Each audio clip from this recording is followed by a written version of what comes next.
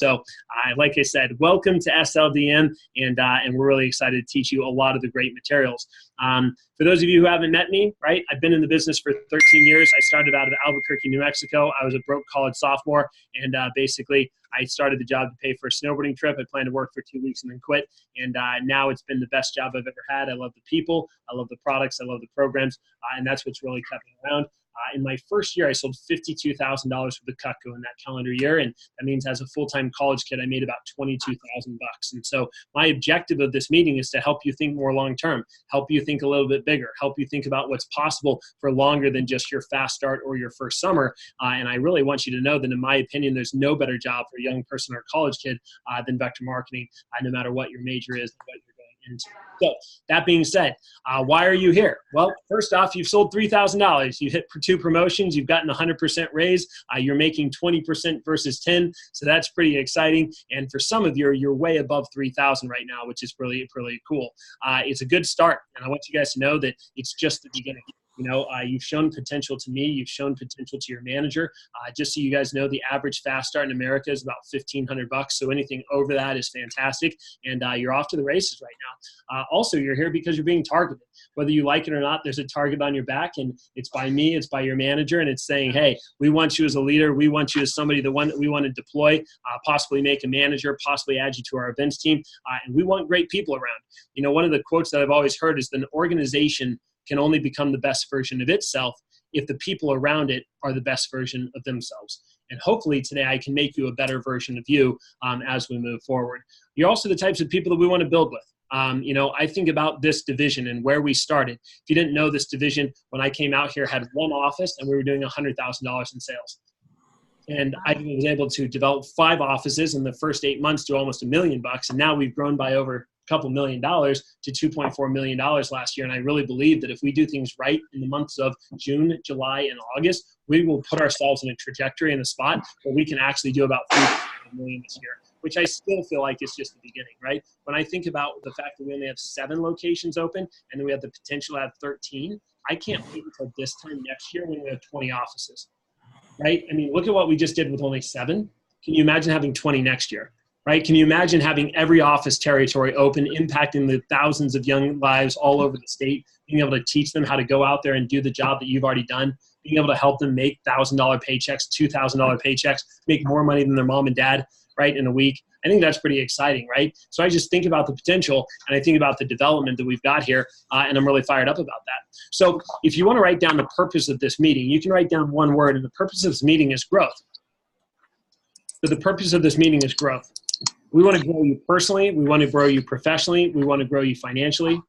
We also want to make sure that I get some quality time with my key people, and that you learn some of the advancement and development skills that are going to allow you to grow, right, to the best version of you. So one of the things that I'd like to talk about is a little bit more of my personal story. And a lot of you have heard about it, but not that much detail. And some of you can relate to this. I'll try to make it as funny and quick as possible. But, you know, when I started, I had never done sales before. I'd been in an after-school program watching kids. I'd done a job in landscaping. In fact, my parents raised me as salespeople, the devil, and I should never become one. And so when I got a job like this, they were less than thrilled about me working here. And I remember that my mom always raised me as an only child, that it never hurts to try. And so when my parents gave me backlash about doing this job, I remember sitting down with them for dinner, and I said, hey, you always taught me it never hurts to try. Like, what's the worst thing that happens? And so I told them, I said, I'm going to try for 2 weeks and see how it goes. If I don't like it, I'll quit, and I'll get a different job. And the conversation wasn't exactly exciting, right? It was one of the first times I had kind of been at odds with my parents in my life. For the most part, they supported me with everything that I did. I don't know about you guys, so raise your hand if you're motivated by the feeling of proving other people wrong. Anybody pumped up about that? So that was me, right? And I said, you know what? If they're going to tell me I can't, now I have to. Now I must. So I went out there, and that's one of the motivations that I had right now. Another motivation that I had with the job was going out there and really seeing what I was capable of. Who likes the fact that what you put in is what you get out in a job like this? Anybody like that? And so I had never had an opportunity before that taught me, you know, that gave me a shot at actually proving it. So it wasn't just proving my parents wrong. It was also proving myself of what I was capable of and saying, hey, if I do my absolute best with this, what can I really accomplish? So that was something that was exciting for me too. In my first weekend, I was pretty cocky. I was pretty arrogant. I did not follow the manual word for word. I did not go out there and show my best five. I thought that I could wing it. I thought I could do it my own way. And I was very quickly humbled. And who else has had some humbling experiences with this job where you thought you were better than you actually are, right? And man, it was tough. And I remember I didn't have the best manager who really sold me on the fact that Cutco is easy to sell if you just read, cut, and smile, right? And that was one of my problems. So I had back-to-back no sales. Then I made my first sale. That felt better. But I walked into my advanced training feeling like quitting. I was at $1,000, and that's where my manager said, "Hey, are you willing to do anything I tell you? If I were going to pay right, $2,000 right now, are you willing to do anything I tell you?" And I was like, "Yeah, man, I'm money motivated." And he's like, "Great, I'll see you tomorrow at 7:30. So I had a 45-minute drive to my office. I showed up every day for the rest of my fast start. I ended up completing 56 appointments in 10 days. 42 of those people bought, sold about $12,500, and I earned $2,500, which was a big difference back then between earning and making. We've really improved our program. But back in 2006, if a client paid in payments, as a rep, you got paid in payments. So even though I earned $2,500, I definitely did not get $2,500 in cash flow. Does that make sense? Lucky you, we've changed the program now. But it was kind of crappy because you were like, "Hey, I made a lot of money, but it's coming," right? Like it's just, right? And so we enhanced our programs. But right, I made a lot of money, probably about $700 or $800 in my account. And my manager said, "You've got to go to a conference." Now, I know that your manager's talked to you about the one coming up next Wednesday, SC1, and that one's cool. You know, it's $36 to attend. You get a hearty sample with $144 to go. By the way, the conference, that that means you could sell the knife and make $108 just to go down to Dallas. It's only a one-day event. But the conference I was going to go to is something called Year in Banquet. There's 500 people there from the entire Southwest region. It's in Texas. I had to buy a flight. I had to pay $250 to $300 to go for food. He sold me on it. And I remember going, and my parents thought that was extremely foolish. And I saw the bigger picture of the company. I saw a guy like Josh Miller making over $100,000 in a year, and I was just like, man, like what's possible if I really commit? And it was exciting. And after that event, I remember going back home and being super, super committed and excited, but having zero management. In other words, I had no influence. And so for the next 2.5 months, I sold literally nothing. I didn't do any work. I didn't sell anything. I was the number 4 student in the entire United States of America when it came to sales. And then within the next 2.5 months, I dropped to number 48. And I had like 3 weeks left. My manager called me and he said, "Hey, you gonna win that scholarship?" And I was like, "Yeah, man, I'm like number 4. And he's like, "Not anymore. You're number 48, top 25 win." So I had done nothing. I had been super complacent because part of the problem with paying people later was that they could let a little complacent, right? Because they knew money was coming. It's like, oh, my bills are already covered. It's kind of like a forced savings habit, right? I think that's another problem with that kind of pay structure. And I got into like 2 weeks left. And I remember busting out my sample kit out of nowhere, going field training with one of the top reps in my office, learning a lot, and then from nowhere in 1 month, it was like $3,300, $4,000. I finished with $18,000 that semester. I got 20 under 20 American, and then was back up on the road. I was making $2,000 every summer just doing under the table landscaping work. So I didn't really need this job anymore, and I almost bounced. Like, in fact, I had really quit, right, for 2.5 months, done nothing. I almost left the business. And my manager came to me and he said, "Hey, if you're going to leave on top. There's one more conference. You got to go."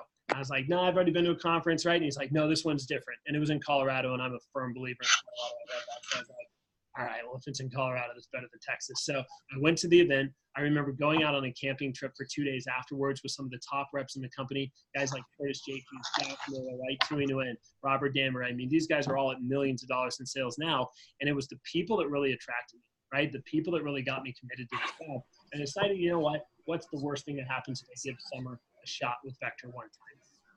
Now, from then on out, I literally fought every level of promotion. My manager wanted to promote me to an assistant manager. I said, "No, thank you. I'd rather be independent," right? And then I did it. And then he's like, "Hey, you should go branch." And I was like, "No, thank you." And he's like, "Well, you get to go to Olean and you get to go to our factory." And I'm a firm believer in travel. And I was like, okay, right? And so these types of things just kept happening. And I fought every level of management, right? So to kind of advance my story moving forward, in summer 2007, I was a branch manager. I highly encourage all of you to run a branch at some point in your life. That was in Amarillo, Texas, and when I ran that branch, I learned so much about myself. By the way, I worked my butt off all summer long.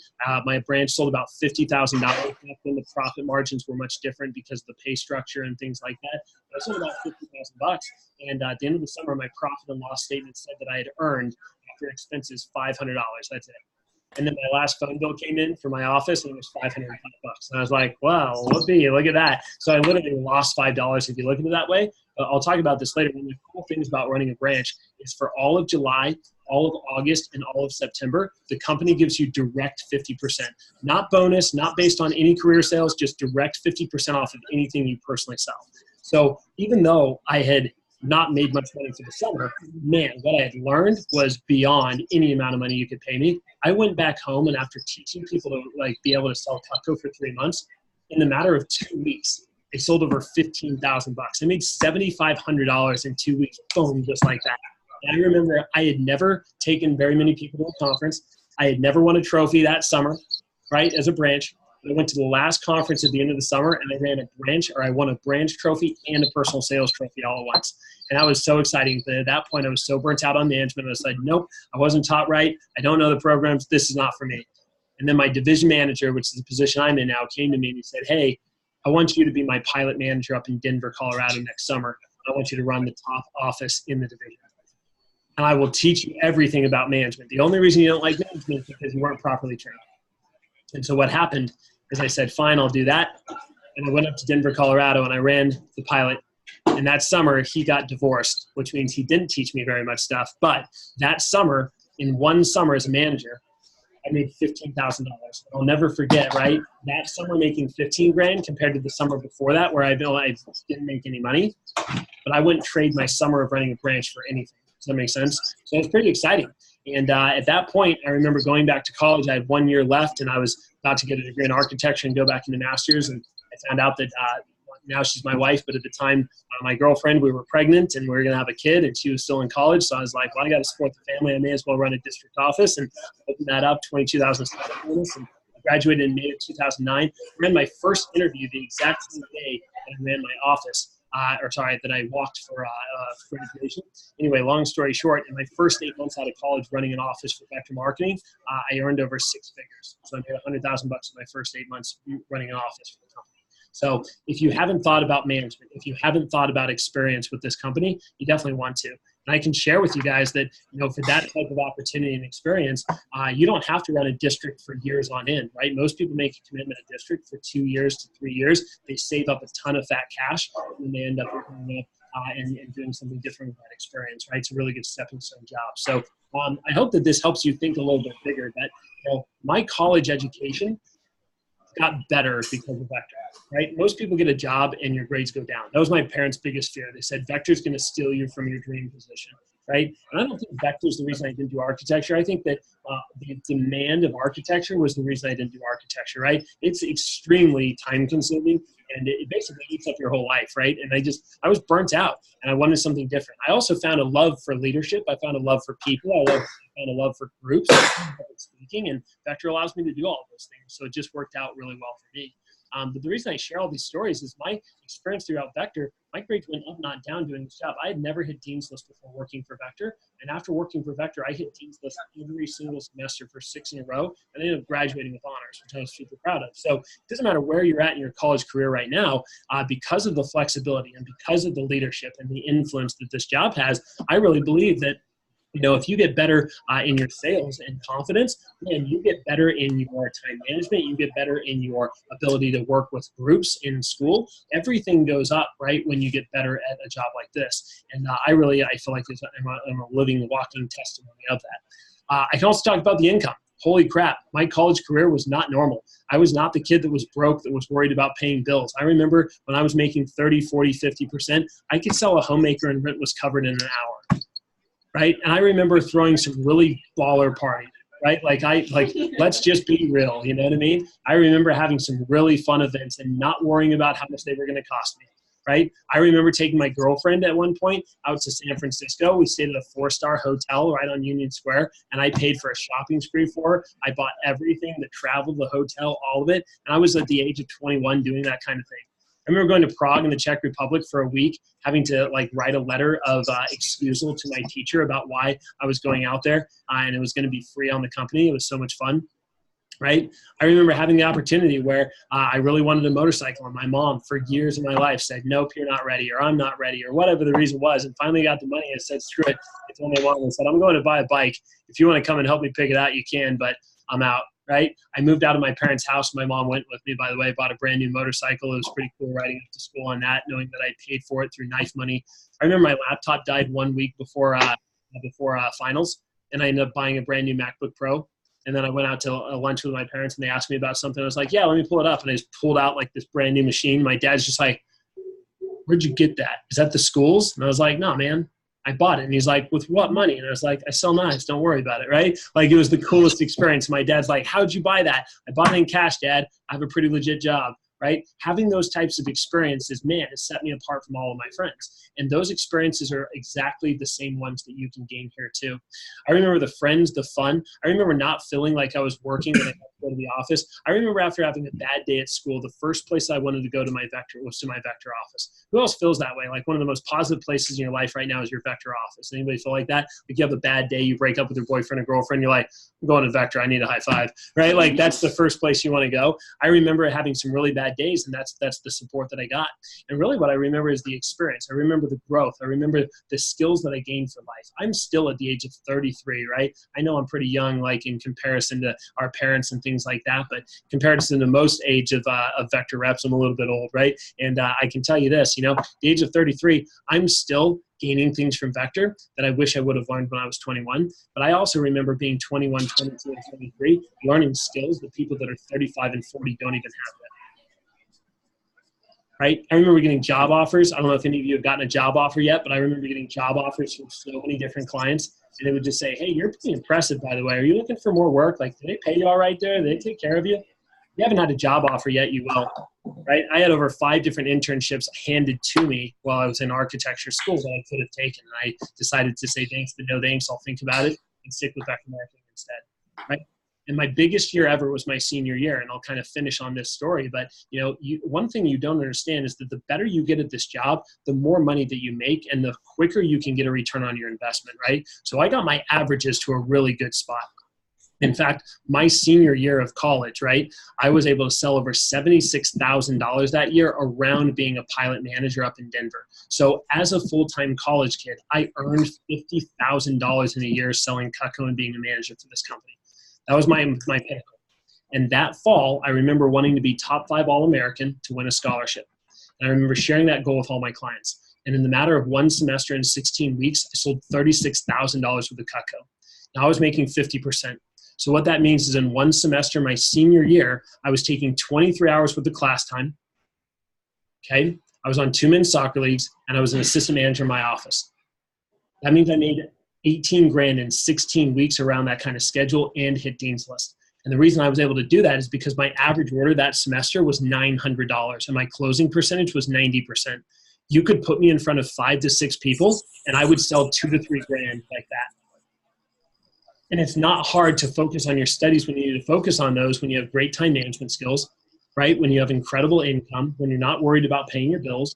Does that make sense? When you've got, the ability to be able to work when you need to work and play when you need to play. And I think that that's the pinnacle that this opportunity allows for people. Now, fast forward 10 years later, we have representatives that are students right now that are selling $50,000, $70,000, and even $100,000 during a school semester while getting great grades and obtaining their degree. So the question I want you to write down that I think is really important for you right now is 1-year contract. I just want you, I guess that's not a question, that's a statement, sorry. But I just want you to write down 1-year contract. I want you to pretend with me for a minute that today you were to sign a 1-year contract, right? It's June 18th of 2019. You're not allowed to have any other form of employment or income for the next year until this day in 2020. If you couldn't leave Vector, if you couldn't make money doing anything else other than selling Cutco or working as a manager for our company, I want you to think about all throughout our meeting today, what would you want to accomplish during the course of that year? If you thought about it. How many times would you hit Dirty 30? How many hand-signed letters from the CEO of the company would you win? How many scholarships would you earn for school? How many friends would you get on the team? Even if you're only doing your best 5 demos every single week and selling $1,000 a week, 1 year from now, you'd be at $52,000 in sales. And that's assuming that you're basically at 0 today, which obviously you're not. That's also assuming that you never went after a big push like we're in right now. It's assuming that, you didn't go after a huge SC2. And for some of you, you're not even in school, or you're not planning to be. Can you imagine what that looks like when you start to get mentored by some of our $1 million reps? Start to teach you the skills when you earn the right to go to an event. I remember working an event when I was in March in my last semester of college, my senior year, and I worked a Saturday and a Sunday by myself. I sold $10,000 in 2 days in an event, and I was making, that's right, half, baby. I made $5,000 in 2 days. And again, I don't tell these stories to impress you. I tell these stories to impress upon you the power of a job like this and what your future can look like if you truly commit. And the saddest thing for me is seeing people that have the utmost potential with a job like this, and they decide to leave just because it got tough. They decide to quit just because they had a bad week or because mom and dad don't support them in it. Some of our best reps are the ones who still have parents that ask them all the time, when are you going to get a real job? I still have people, right? Like 13 years now, I run a whole state, and I have people like, hey, when are you going to get a real job? And my answer to that is always, when real jobs pay me better, because right now I love this place way too much. And honestly, I'd rather have a job that doesn't pay me nearly as much, but I love, right, than a job that I absolutely hate that pays me a ton. And with a job like this, I think I get both. And what I love most is that there's unlimited amount of potential if you really think about it. There's no ceiling to your income. There's no caps, right? And some businesses have that. One of my clients has bought over $8,000 from me personally over the years. Her name's Carolyn Bregman. She was working for Comcast Cable, which basically Cox Cable is another variation of that in other parts of the nation. By the way, she, at 1 year, was the #1 person in the nation when it comes to selling advertising for TV media. And they owed her, because she was so good, $1 million in commissions that year. You know how much she made? She made $350,000 that year. Because Comcast had it written into her contract that there was a cap. They stole $700,000 from her. By the way, she immediately quit, took all of her clients, and now she owns her own advertising thing that she buys spot times from Comcast, sells it herself, and she makes even more money. I never want to work for a company like that. Does that make sense? You don't hear those things out there that much, but those things are all around you. You'll never have that experience with Vector. I love that Vector doesn't have politics. I love that we have a product that we can have a high level of integrity with, and we feel good about selling, that the client gets a better deal than we get every single day. Does that make sense? So I really want you to think about all the benefits from a job like this. And I want you to write down a number under that 1 year contract. 1 year from now, what would you like to be at in career sales if you were to stick around for a year? Would you like to have the opportunity to run your own branch office or maybe step into district? Would you like to be a part of our events team and have the opportunity to be eligible to work at the state fairs? Again, the purpose of this meeting is to grow. And one of the things I want to grow is your thinking. And I hope that I can get you committed to thinking a little bit more long-term and a little bit bigger with our corporation. Cool? So, again, you can see now why I have such a high level of conviction. And in the 3 years that I sold Cutco, I sold $220,000 worth. So that means in 3 years, not including my management pay, I earned over $100,000 in income selling knives. Now I'm at $306,000 in sales. So since opening a district office, in the last decade, I've sold almost another $100,000 while running an office. I hope you understand that I love your job. I still sell Cutco because I think your job's so freaking awesome. Like, I didn't get promoted to manager just so I could force other people to work for me and make money for me. Does that make sense? I became a district manager because I believed so wholeheartedly in the opportunity. I didn't want to be selfish, and I wanted to give it to other people like you guys. Cool? So what I want to talk a little bit more about is our division growth, and I want to talk about your journey and your future. So what you can write down for the Great Plains division is, when it comes to our Great Plains division, right, I want you to write down our goal for the year, which is $3.5 million. And I hope that you understand that any organization can't have goals if it's not for great leaders within it. And so for all of you that are listening right now, we won't get to $3.5 million if our top 20% isn't performing at a high level. Right? So when I think about hitting $3.5 million, that means we sell $2 million for the summer, we're going to sell another $1 million for the fall. And the fall is a very exciting time of the year to sell, right? Because that's the holiday season. Also, the clients that you're selling to right now, if you haven't thought about it, the ones that are buying big on a 5-pay, check it out. June, July, August, September, October. Their payments are done in October. You're hitting them back up in November, prime time, right before the market hits. and we're giving all these sales specials that we'll forward to you in your email. You type up a quick email, it takes you 30 minutes. You send out, through BCC on the email format. Everybody gets their own individual copy, and pretty soon, right, you're just doing phone orders and email orders for another few $1,000s in sales, even if you're not active, right? Pretty exciting to think about that. But what if you're right? And how much better are your skills on upselling 5 months from right now? It's pretty fun to think about. Cool. So what I want you to write down under the Great Plains goals is I want you to write down, right, that we've got 4 fundamental things that we're known for. And many of you have heard this, but I'm going to keep preaching it every time I talk. The first thing we're known for is we're known for work ethic. We're known for being the hardest workers. We're known for outworking the competition. We're known for crushing, right, other people. Because I would much rather have an organization that's working hard than one that's just talented. In other words, work ethic beats talent for lunch in the day, right? And the 2 thing that you got down is we're known for being consistent. And when it comes to consistency, what I mean by being consistent is everything that you do, right? How you do something is how you do everything. And I really believe that being consistent on the phones here helps you be more consistent when it comes to showing up for your homework, right? So I want you to think about how consistent are you being when it comes to this job? Consistently having 5 to 10 demos ahead, consistently showing up at your office, consistently talking to your manager, consistently going to the events, right, that are in the program, right? I've never seen somebody succeed at a business like this that consistently misses events. So that's a big deal, right? Third thing that you can jot down that we're known for is we're known for always showing up. And when I say always showing up, I mean showing up to the things that you told your manager you were going to do. If you say you're going to make 20 calls, then show up and make those 20 calls. Better yet, make 25 or 30 to extend it and do better than what you told them. Right? Be known as a person of their word. And when I say showing up, what I really mean by that is showing up, especially when you don't feel like it. By the way, you're never going to feel like waking up early and getting on the phone, so just do it anyway. Right? You're never going to feel like taking that 3.5-hour drive down to Dallas, so do it anyway. Right? You're never going to feel sometimes like calling your chicken list and rebuilding your names list to 100, so do it anyway. You're never going to feel like, memorizing your recommendation approach, right? Pages 16 to 17, so guess what? Do it anyway, right? So again, always showing up, especially when you don't feel like it. And the 4th and final thing is my favorite that we're known for, and we're known for having fun. Work should be fun. If you're not having fun, you're doing it all wrong. And I get it. This job gets tough. This job gets frustrating and stressful. Sometimes you have those days where you get kicked in the teeth by Miss Jones, right? You know what? When that happens, so what? Let it go. I always like to tell people that a bad day at Vector is better than a great day at an hourly job.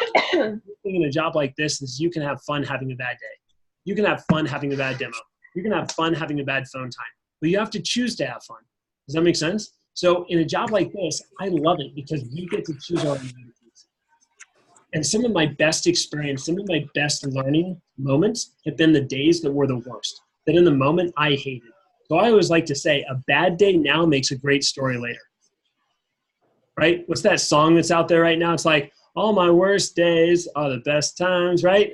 And that's like true, right? Because those become the fun stories that you can tell later on.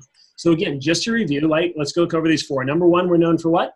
We're known for work ethic, right? How hard are you actually working a job like this? And honestly, guys, the only work part of the job is the what? The phone, right? Okay, number 2 is what? Consistency. Yep.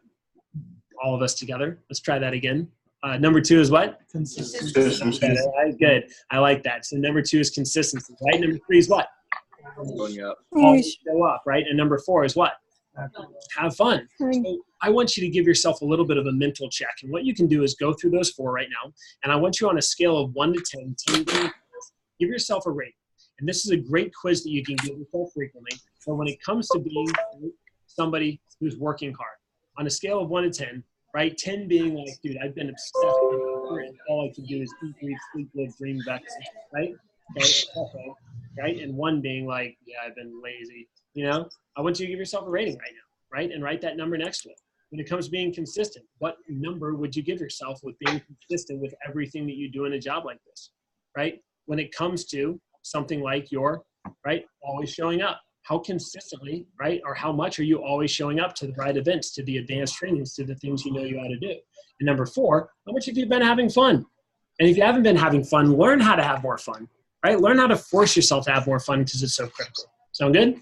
So there's 3 paths that you're going to take with Vector after today's meeting and throughout your future. The first path is the one that is something I have to accept, but something I'm not too fired up about. And that is the people that this is a very short-term job for.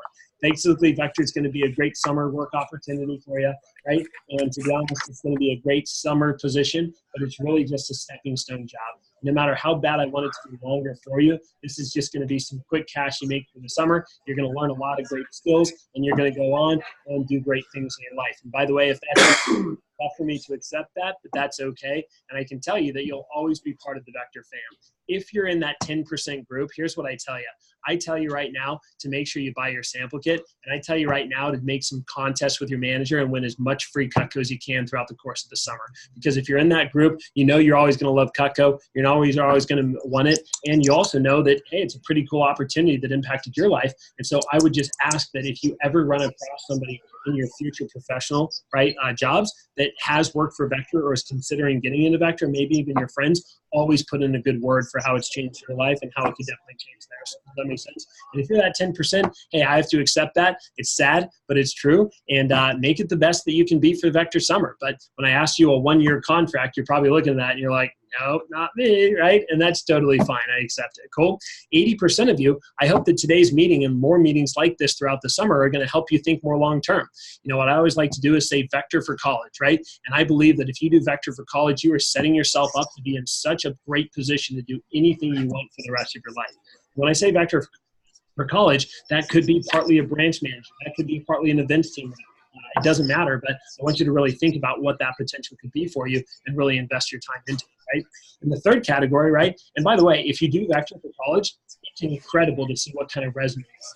Some of you need to understand, no matter what your major is for the future, we have some of the most incredible success stories here ever, right? Like one of my favorites is a guy that is Chris Cassidy. And Chris Cassidy is a fraternity. I went to school down in Texas. Chris Cassidy did not have a lot of skills, but after working for Vector for one summer and earning over $8,000 to $9,000, he went off to college. And he always wanted to be in the management, in the consultation, right, for big corporations. And so he came back the next summer. He ran a branch office. His branch did $150,000. He won the company trip. He went back to college again, came back the next summer, ran another branch office, did $225,000. And then when he graduated from college, he was applying against people that have already had internships in the financial management world. He was applying against over 300 other applicants for a company called Bain Capital. And I don't know if you've heard of them before, but Bain Capital is actually a consultation company. And they go to multi-million-dollar organizations, and they go ahead and listen and observe and then give them feedback and coaching of how they can get more return on their investment, now how they can make more profit, right? And by the way, starting salary of over $100,000 a year, all expenses paid. And what they would do is fly him out on a Monday to another foreign country, listen, you learn, fly back, and then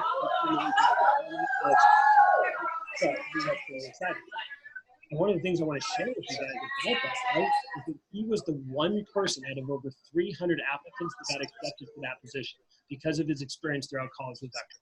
Because he has successfully shown that he could open and operate a business, right? And nobody else had that on their resume. I don't know what you're doing for your future, but I guarantee you that Vector can put you light years ahead of anybody else. Does that make sense? And I could tell many more stories like that. And the last group of people, is probably only 10%, but these are the ones who choose to go long-term. These are the ones who choose to get a degree, or maybe they don't feel like they don't feel like college is right for them, and they decide to get a degree with it. And after they even learn the degree, they decide to stick with Vector for the next 3 years, for the next 5 years, for the next 7 years. I think it should be pretty obvious. I bought a home in Edmond. I've got 2 beautiful children. My wife's going through grad school, right? And I run a whole state. Like, there's no doubt that I'm going to be around for the next 5, 10, 15 years in this company, right? One of my goals is to be in a position where I can retire by the age of 40. Because I'd rather work hard now and play hard for the rest of my life than have to play hard when I'm young and work hard for the rest of my life, right? And if I can be in a position where I can be 40 and in a position where I can retire based on the money I've invested and saved, well, then I can go on to more business ventures. Now, do you think I'll really retire? Probably not, right? I'll probably just start up another business or look into something else that I can invest into, but I'm willing to put in 7 years of commitment. And I think about what could 7 years of intensity do with an organization like ours in a territory like ours? See, I think a lot of people overlook Oklahoma. I think a lot of people, right, throughout the nation say, that place, I don't live out here. I look at the amount of potential and the amount of awesome quality people and how great our communities are and how well connected that is. It blows my mind. Like, I don't know if you know this, but back in Denver, I had so many reps that struggle on getting leads. So many. Because so many people in Denver aren't from there. They're transplants. They don't know anybody. Out here, I don't have any reps that have a problem with that. They're like, yeah, I got 10. I got 15. Yeah, I got the church director. Everybody knows everybody. It's like one big town, right? It's unbelievable. And so the more I live here, the more I love it. And I hope that you guys are thinking that way. You know, I think about my buddy Kevin Barth. Kevin Barth right now just turned 25, and Kevin Barth, right after getting his degree in college in communication in Colorado, decided to open up a district office. By the way, he also made 6 figures in his first 8 months. And right now, at the age of 25, Kevin Barth has $150,000 in savings and net worth. He's traveled to over 10 different places. He was able to pay off his mom's home. Make sure you turn that down. His mom didn't have that good of a job, and so he just started paying her mortgage, and it got to the point where it was down to where, hey, it's time to probably be better if we just paid the home off, paid off his mom's home, and then has moved out, and he's got his own place now. He's 25 years old because he runs a district office. It's pretty incredible to think about the net worths that somebody can build with an organization like ours. Does that make sense? So anyway, those are my opening comments. I know you're here to learn some good stuff, and I'm ready to teach you some good stuff, but I hope I've got you thinking a little bit bigger. So in your notes, I'm going to have you each do a very quick introduction. What I want you to introduce yourself with is your name, your office, how much you've sold, so what your career sales are. I want to know about where you're going to school, and if you're not, no big deal. And of course, you can tell me your major, and what your favorite part of Vector is. And I know some of you have done this before. Look it up, buddy. There we go. Name, office, right? Your school, of course, and your major. And of course, your sales, right? Want to know what you're at for sales. And then your favorite part of Vector thus far. Cool? So I'll let the people on Zoom think about it for a little bit, and I'm going to spin the camera around and we'll get you guys going. So Mr. Alex, we're going to start with you, sir, and you can rock and roll and get it going. My name is Alex Smith. I'm from the Edmond office. I'm just over 7,000 in sales. I go to OSU, and my favorite thing about Vector is probably people and the investment stuff. So it's pretty cool. Nice. And we know today's the last official day of the Fast Start. Yeah. You're just under 8,000. You got some demos later today, and with what I'm going to teach, I have no doubt you'll be hitting 10K, being the next 10K Fast Starter in our office and knocking out the demo ride. So very good. One clap for Alex. 1, 2, 3. All right, good. Go ahead. My name's Sam Avila, and I'm from the Edmond office. I just hit the Midwest City. My favorite thing about this is all the flexibility of the schedule. Awesome. Being able to choose when you work and have fun and being able to have a life and make good money. Yeah. All right. So it will only get better when you really learn how to invest your time and be intentionally in balance. We'll teach you that. So one clap. 1, 2, 3. All right, cool. Go ahead. I'm Jared Guffey. I'm from the Edmond office, and I'm about 7,500 in sales.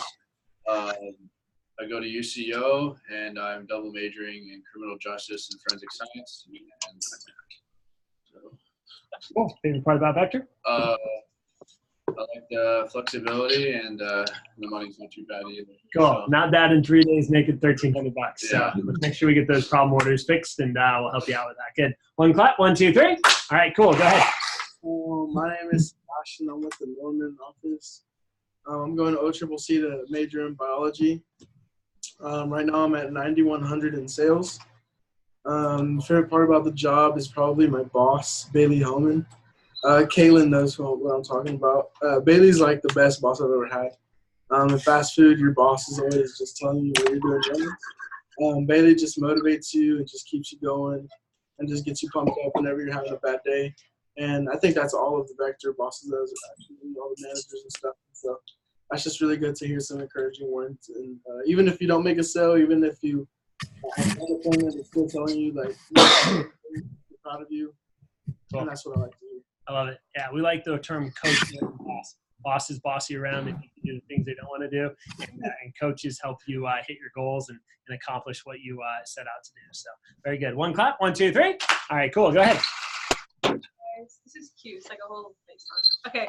My name's Naya. I'm in the Edmond office. I made over just a little bit over 3,000 in sales. I'm over 8,000 sales. Cool. We don't know the exact number though. I'll be attending college in Texas at Pierce College. I'll be majoring in pre-med human biology. And the reason why I like this job is the abilities and money and the encouragement. All right, awesome, good. And great job last week on another solid sales week. Good. One clap. 1, 2, 3. All right, cool. I'll turn it back to me, and we'll go ahead and wrap up our introductions and get into some teaching material. Coleman, you are in the upper left hand on my computer, so you are up next. Go ahead, bud. All right. My name is Coleman Wheeler. I am from the Fayetteville office. I just graduated high school this year, so next year I'm going to attend the University of Ozarks in Clarksville. I'm planning on majoring in biochemistry. I think I'm around 5K in career sales right now, and my favorite part of the job is the demos. Just like demoing to people? I just love going to the demos. It's so fun. Good. Well, once you get better at the job, you'll really love them when you start to drop $1,000 plus orders. So, and you said you're at 3K right now? I'm around 5. 5K. Got it. I can't even keep up. You're selling so much. Thanks, bud. And clap. 1, 2, 3. All right. Good. Moss, go ahead, bud. All right, my name is Moss Matthews. I'm from the Fayetteville office. Currently go to school at University of Arkansas, majoring in marketing. And my sales are right under $5,000. My favorite thing about Vector is that flexibility. Still able to work different jobs. Cool. And you're actually going into marketing, huh? Mm-hmm. That's awesome. Good deal. It's a good experience. Yeah, well, it's a good networking opportunity. We got Alex over here going into marketing as well, and being able to exchange some phone numbers, being able to grow up in the business with somebody is so much easier. I see people that try to do it on their own and they don't do too well. But when you have somebody else that you can bounce things off of and feedback, you grow together in the business. It gets really exciting really quick. So nice job. One clap. 1, 2, 3. All right, Thaddeus, you're up, bud. My name is Thaddeus Winger. I'm from the North Tulsa office, and I'm going to OSU actually for architecture. And my favorite thing about Vector is the flexibility. So. All right, cool. So going for architecture. All right. Yeah. Good. God bless you. I'm just kidding. No, you're gonna have a good time, man. I actually applied to OSU and I got accepted, but I didn't want to pay out of state tuition. So pretty cool. What is your sales total? Almost 4,000. 4K. Perfect. All right, good. One clap. 1, 2, 3. All right, Caitlin, you are up. I'm Caitlin. I'm with the Norman office, and I think I'm at 5K right now. Okay. Or around there. And my favorite thing is the flexibility, and I can work at my own pace. I have room to grow. The competition is great with Sebastian. He's up there. And I have a really good manager. He's great. He's amazing. He keeps me up to date with everything, and I know he got our back. All right, I love that. And what are you going to school right now, Caitlin, or any plans to? I would like to wait a year and get some money so I can go to law school and go from there. And I'd like to hopefully own a business also. Cool. So. Well, I can definitely tell you that, I've had many Vector reps that have made a lot of money in a year working here, saved it up, and then used that to pay for, hopefully a whole year of school or even more than that if they do things right. So, if you're waiting a year, that's even better. You've got more full-time time to really work and really double down on income. So, yeah. Good. All right, one clap. 1, 2, 3. All right, Dalen, you're up, bud. All right, my name is Dalen Hutchison. I am in the Stillwater office. I'm actually going to Oklahoma State right now. I'm a sports management major. My sales are at just under 3,800, and my favorite part is being able to build my schedule around my summer classes, so the flexibility. Yeah, absolutely. Make good money and still get good grades and still hopefully have a little bit of a life to party and have fun. So pretty good. Awesome. Thanks. One clap. 1, 2, 3. All right, cool. Brianna, bring us home. All right, my name is Brianna DeVore. I'm from the North Tulsa office. I go to the University of Tulsa as a piano performance major. I'm at just under 4,700 in sales. And what I love about Vector is just the ability to meet so many people, have a great time at the demos, and still make money with the flexible schedule. Sweet. I love that. Thank you very much. Good. One clap. 1, 2, 3. All right. Good. Well, some of you are going to lame on your one claps. Let's go. So I do want to pass out some documents. I'm going to dive into the next material.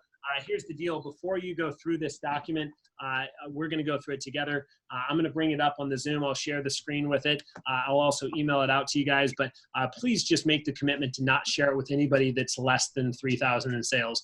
Too much too soon is not a good thing. And so if you have people that are less than 3,000 in sales, what I encourage you to do is to have a conversation, right? And tell them, hey, let's get you to 3K in sales so you can go to SLDM and let Nick teach you all this stuff. Does that make sense? So we're going to go through it together. For those of you here, what's up? So I can do one. Well, she's going to get an email to her, so she'll have that. But yeah, if you want to, you can have that. You told me 1,000 CPO today, so you hit 10K. So promise. All right, perfect. Yeah, I'm hitting 10K. All right, good. So here's what we're going to do. I'm going to go ahead and copy your emails real quick. But what I want you guys to do is look over the advancement opportunity and what is possible. And again, I'm going to share this on my screen just for time purposes. I'm going to email this out a little bit, but let me go ahead and share this on my screen so you guys can look it over. And you can check this out. So this is our packet. The first one that you flip to has to do with vector marketing and the advancement levels that you'll have. And I know you've seen this before, probably in your advanced training, but I do want to make sure that you see it again. By the way, those of you, this is not, let me do my screen sharing again, and hopefully this time it will work properly. All right, is that better? Can I get a thumbs up from somebody? Can you guys see my screen now? All right, yes, all right, perfect. Cool. So we're going to scroll down. I'm going to have you write down a few things, and I want you to think a little bit about what's possible and some of the advancement opportunities. But the first thing is FSM and CSP. And you guys are at 3K or above now, making 20% at $3,000. I really believe the real job doesn't start until you're at 10,000 in sales. And when I want to consider somebody to open up a branch or district office, when I want to consider somebody to join like the events team, right? Well, I really don't think you get it until you're at 30%.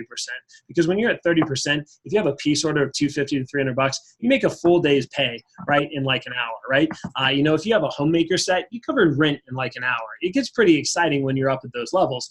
For some of you, rent might be a little bit more, but for most people, it's probably going to cover most of it. And so I just think about that opportunity for you. So if you're not at 10K yet, the first thing that you can write at this top, right, at the top of this is, I want you to write down, when will I hit 10K by?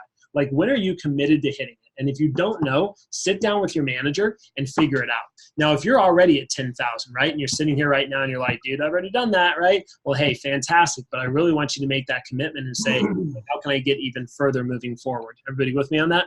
All right, cool. So again, what I want you to write down is between 10 and 20,000, you guys can write down 15K equals events team training. 15K equals events team training. Bless you, Jared. And here's what I'll tell you, right? On August 3rd and 4th, we are going to be going down to Austin, Texas. That is the official Summer Conference 2, and that is where on August 3rd and 4th, we will be competing against the entire state of Texas, as well as all of Oklahoma and Northwest Arkansas for trophies and prizes. Also, for SC3, if you sell $10,000 between July 15th and August 3rd, okay, if you sell 10K during that period, instead of winning a limo night, you earn at 6K a night out to Fogo de Chao for dinner. And if you hit 10K, we rent out party buses or party boats and houseboats, and we go out on Lake Travis for an entire afternoon on Sunday the 4th with all the champions from the entire state of Texas. I'm telling you, it is going to be a freaking blast, right? And we'll be in a position where we'll be close to 100 people out on the lake, all top-level vector people, right? And we're going to have a really good time. But before we go out on the lake on the 4th, there's something called events team training. This is the first step to working at booths and home shows and things like that, right? Now, we only run these trainings a couple times a year, and you have to be in person for them. So, again, if you're not thinking like of going big right now and just being stable and consistent throughout the summer, whatever it takes, get to 15,000 by August 3rd. Does that make sense? Because if you're there, then you can join the events team, and you can start to be trained to move up in that category as well. Cool. Next thing you'll see on there is $20,000. This is where you are sharpening trained. What that means is we order you something called the Ed Reed sharpener. Ed Reed was one of the top reps from years ago, and it's a sharpener that does not sold to the public, but it sharpens both straight edges and double D edges. You have to go through training, and you're now able to do what we call service calls. If a client already owns Cutco, 2-3 years old, you can go to their house, you can sharpen up all the straight edges, all the double D edges, and we teach you how to do what we call our upgrade program. I'll teach you a little bit bit about it today, and you can help them crush and get bigger sales out of it as well. So it's pretty cool, right? The next thing on there is the $30,000 program. And once you're at 30K, right, and also 20 grand, you're now eligible for the events, for bonus. But it says 30K for here. Really, it's 25K for our division. At 20,000, you're eligible to train at the booths, and at 25,000, you're eligible to work at the booths. So you want to know that 15,000 to train, 20,000 to train at the booth, and 25,000 to work at the booths. And this is where you start to work some of the events around the state. Just so you guys know, we have the #1 events team in the entire company. Last year, we had 109 events throughout just our division. We sold about $1 million just at the booth, not including follow-up business. But we have 250 events that we could actually be in and have a booth at, and we only have the staffing to be in 109 of those right now. So you want to talk about massive growth for our company and our team, man, that's where it's at. And we just need more people that are trained at 15 and 20,000. And it's the most exciting thing. I mentioned it earlier, but go to school Monday through Friday, right? Get out of school, go and set up a booth on a Friday afternoon, right? And then on Saturday and Sunday, stand at that booth. We've got awesome displays for Cutco. People are walking by, asking questions, asking for service, right? And buying more Cutco. And we have representatives that will pay like, you have to pay for your shows, right? And it's not very much. That's why we want you to be in bonus land by that point. But you might pay $80 or $90 for one of those small farmers markets or, events out in like Enid or something, but you'll have people walk by. We've had reps sell $2,000, $3,000, $4,000. So think about it. If you sell $3,000 in a weekend and you're at 40%, well, you made $1,200. Even if it costs you $200, $100 each day to be at the event, well, you just profited $1,000 in a weekend, right? And all you had to do is stand at a booth and talk to people. You're going to learn skills from these guys where they're like knife ninjas. Unbelievable. They have scripts, so they will close ultimate sets in 5 minutes with a client that's never heard of Cutco before. That's how good their scripts are. And it's mind-blowing. And they have them on video, and you can watch them, and you can learn them, and you can, get the scripts down. Everything's typed up word for word. So it's a whole nother layer of your business. And if you really want to be good at this job, you need to start thinking about your job in layers, right? You want to think about your new demo layer. You want to think about your service call layer. You want to think about your events team layer, right? And then some of your management training and things like that. Cool? So I hope you're thinking a little bit bigger as you move forward with that, right? I want you to look at this, 60,000 in sales. It's not on here, but you can jot it down. If you sell $60,000 and this is your first year in Vector, you are going on an Alaskan cruise with me and all of our top CSPs next year. So we are going to go and fly you out to Seattle. We're going to go ahead and from Seattle, port out on the ship. We're going to cruise up to Alaska, stop by multiple different places, and have a great time. If you've never been on a cruise ship before, it's fantastic. All you can eat, all you can drink. It's basically all inclusive. It's super fun. We get off for the day, go and tour and hang out in Alaska, get back on, and sleep at night on the cruise boat to another port. It is a blast. And I don't know if you've ever been on a cruise in general or even an Alaskan one, but I've been up to Alaska with my parents before on a cruise, and it was the best cruise I've ever been on. And I've been on a few.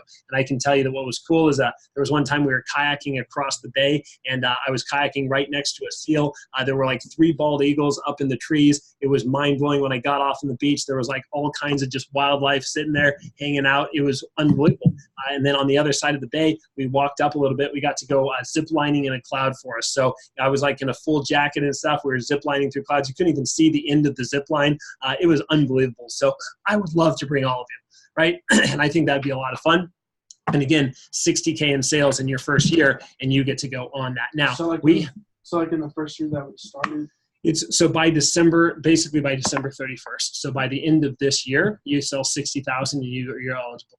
Yep. So not like a full count, like 12 months year. It's by a calendar year. So by the end of this year, sell 60 grand. So you'd be surprised. Right now, you're like, well, how would that ever happen? Well, I'll tell you how. Get really good at the business, because look at how much you've already sold and you haven't even know what you're doing, right? Think about with more training, more expertise, right? More influence. It gets pretty exciting to start to think about. So anyway, it's not like you're fired if you don't sell 60K, right? It's like, nope, you're out. So yeah, for sure. It should be a goal. And by the way, goals should stretch you and challenge you. So the next thing that's on here is a little bit more about management. Also, I forgot to mention this, bonus. How does bonus work? Well, here's the way bonus works. You'll always make this 30% mark that you see right here. So no matter what, once you're at 10K, there's no way to make less than 30%. But what they do is there's a quota, right? And the quota is right down here. The quota is actually a little bit different, 4K, 5K, and 6K. So those are a little bit old. They've lowered them recently.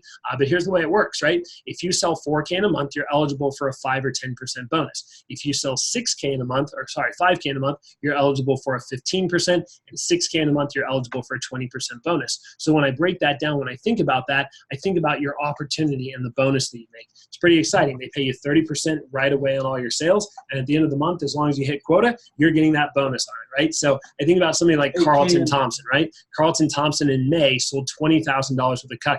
Now, Carlton's eligible for 20% bonus. So at the end of that month, the first paycheck of the next month, which was in June, right, he got 20% of $20,000. You can do the math on that. It's a $4,000 bonus.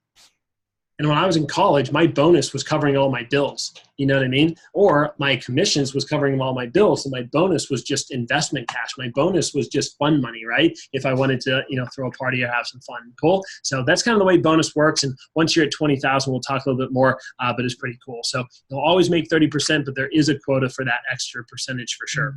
Cool. Next thing I want you to look down at is the management levels. So if you look below that, the first step to getting into management is AMIT and Leadership Academy. Our Leadership Academy is our Skills for Life program. It's not really on here, but we started up in August. And whether you're local or you're going off to school, I know some of you said, hey, I'm going out of state for college. Hey, perfect. It's one time a month. It's a few hours. Okay, and you make the meetings, and we make them on a Zoom meeting just like this. We teach you everything about business ownership, entrepreneurship. We teach you everything about being able to be your own independent contractor and really be able to do anything you want to in your future. And what's cool about the Skills for Life program is you don't have to be committed to running office. You just have to be interested. And if you get into that program in August, we have it one time a month. There's assignments that you're doing in between meetings, right? A lot of people that live in state will come to our office here in Edmond. People that are out of state, they'll just jump on the Zoom meetings. I do one-on-one follow-up calls about every other week with anybody that's a part of it. There is an application process. There is a commitment that you have to make to get into it. But you don't have to be committed to running office. You just have to be committed to being interested in advancing with our company and management. And what's really cool is that you, if you're in a position, and these are important to write down next to where it says, assistant manager or whatever, if you have $500 in the company savings, $500 in the company savings, and you're at $6,000 in career sales, which, by the way, I'm pretty sure all of you will be at, right? You are eligible now to take a free trip to Olean, New York. And in October, late October, we fly you out on a Thursday to Buffalo, New York. We bus you up to Olean. You get to tour the factory, meet the people making Cutco, meet the CEO, go out to dinner with them that night, and then we bus you up to Niagara Falls, and we stay 2 nights up in Niagara Falls. And then we fly you back on Sunday. By the way, the trip costs around $1,500, and you get to go for free. All you have to do is by December, sell a homemaker commission free. In other words, have a client buy a homemaker plus 8. They can get free stuff. They can pay in payments. But instead of getting the commission off that order, does that make sense? Which for most of you would be 30%, $300, right? We take the money that they pay that we would normally pay out as a commission to you and the other management squad. We all go ahead and sacrifice our commission on it, and that amount of money they pay for the homemaker, other than the product cost, goes into paying for you to go up to Olean. And you have until Christmas for that. So think about it this way. Sell a homemaker, take a $1,500 trip for free. Isn't that awesome? And you don't even have to be committed to running an office. And even if you never run an office, think about the opportunity to be able to say, I went to the Cutco Mecca, right? I was able to see the original factory, right? Meet the CEO, tour Niagara Falls. I mean, it's a blast. And you go with about 200 other individuals from all over the Southwest region. Cool. So I hope that that's something that you want to do. I hope that that's something that's in your schedule, something that you're committed to doing. And the reason we want you to have $500 in savings is we want to make sure that you've got some skin in the game too. Because if you do run an office, we judge you on 3 things: skills, sales, and money.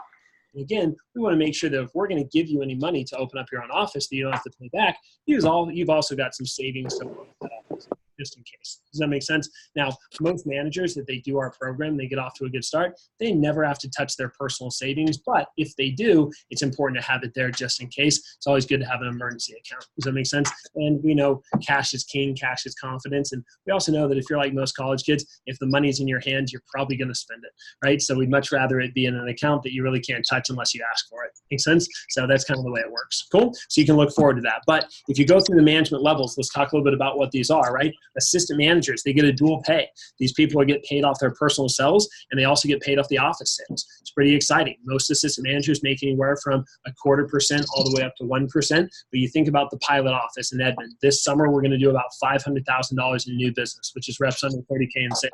Well, what does that mean? Well, if one of my assistant managers is making 0.5%, they're going to make $2,500 just for their office work this summer. right? If they're making 1%, they're going to make $5,000 just for working in our office this summer. That doesn't include any of the money they make off their personal sales. My average assistant manager last summer made over $8,000 if you use their personal sales and AM pay and combine the two. So you work hard now, you might never run an office, but you could become an assistant manager for next summer, or a sales manager. You make even a higher percentage. What could that look like for you and your income? Pretty exciting, right? So something to consider and think about. Next thing that we have on here is a branch manager. Next to branch manager, you can write $8,000. What that means is our company gives them $8,000 that they don't have to pay back. $3,000 goes to advertising, $5,000 goes to operating costs, and you train throughout the school year. The training is perfect. And you get the big three. And here's what the big three are. Number one, you get to go after and win the company trip. Now, by the way, this year, the company trip is to Paris. So John Giacchino is running his own branch office. His office will probably sell $150,000 to $200,000. And by the end of the summer out in Fayetteville, he's going to save in the neighborhood of $20,000 to $25,000 at the age of 20. And he's going to get a free trip to Paris for him and his girlfriend. Not a bad gig. Last year, we went to Cayman Islands. Year before that, we went to Munich, Germany. Next year, they don't announce the trip until October, right? But it's pretty exciting. So you think about running a business and having that big trip, pretty cool. The second of the big three is you make straight 50%. So next to branch manager, straight 50%. I want you to think about this, right? For 3 months, July, August, and September, we pay you direct 50. Sell a homemaker, make 50%. Can you imagine that? You come back and have a client buy a $1,200 set and you made $600 just right on the top, no quota, no waiting, just here's the money. It's impossible to fail running a branch. Even if everything goes wrong and your branch sucks and you profit nothing, you go out for 3 months and sell it direct 50% all the way through the end of September. How much money could you make in 90 days, right? It's insane to think about. And the third of the big three is, check this out, anything your branch sells counts for your career sales. Anything your branch sells counts for your career sales. I hope that that's stuck in your mind. So let's talk. John Giacchino is going to do $150,000 to $200,000 this year. Well, at the end of the branch summer, all of that counts for his personal career total. So now when he gets back into sales or wants to get into the events team, he's at what? $200,000, $250,000, $300,000 in personal sales. So now you think about the pay program up above, right? And you're looking at that number and you're like, well, how would I ever get to $150,000? I'll tell you how. Run a branch. Let's say you only sell $1,000 a week from here until next year. All right, perfect. So you open up a branch at what, 40, 50,000 in sales, and then your branch does $100,000 in the summer. At the end of that branch summer, you're making direct 50% for 90 days, and your career sales are $150,000. So even after that direct 50 goes away, you're never making less than 50% again for the rest of your career. So a lot of people say, well, should I be a top events rep or should I run a branch or be a manager? And the answer is both. Why would you choose, right? You can do both and they both benefit each other, if that makes any sense. Cool. So you definitely want to consider running a branch office. We have some phenomenal territories all throughout the state. The last one on the bottom here, you'll see pilot sales manager. That's my lead manager in my office. Bailey used to be my lead manager before he got promoted. Claire, our lead manager, but she goes off to Kansas in the fall. I need somebody who wants to step up and be that management role. I need somebody who wants to make, in the neighborhood of $30,000 to $50,000 a year running my office year round. Because when I'm running the state, I need somebody running my office. And basically, they're a glorified district manager. They get the pay of the district manager without any of the expenses, which is really exciting. And it's one of the best training grounds to be able to open up your own office if you choose to in the future. Cool. So something to consider and look forward to. Cutco Sales Professionals on there, and then District Manager. Next to District Manager, you can write down a $22,000 startup bonus. You're now a business owner. The perks of this is you can develop your own staff to run your business. I know district managers that go to their office 1 day a week. The other 6 days, they're working on other investments and other businesses.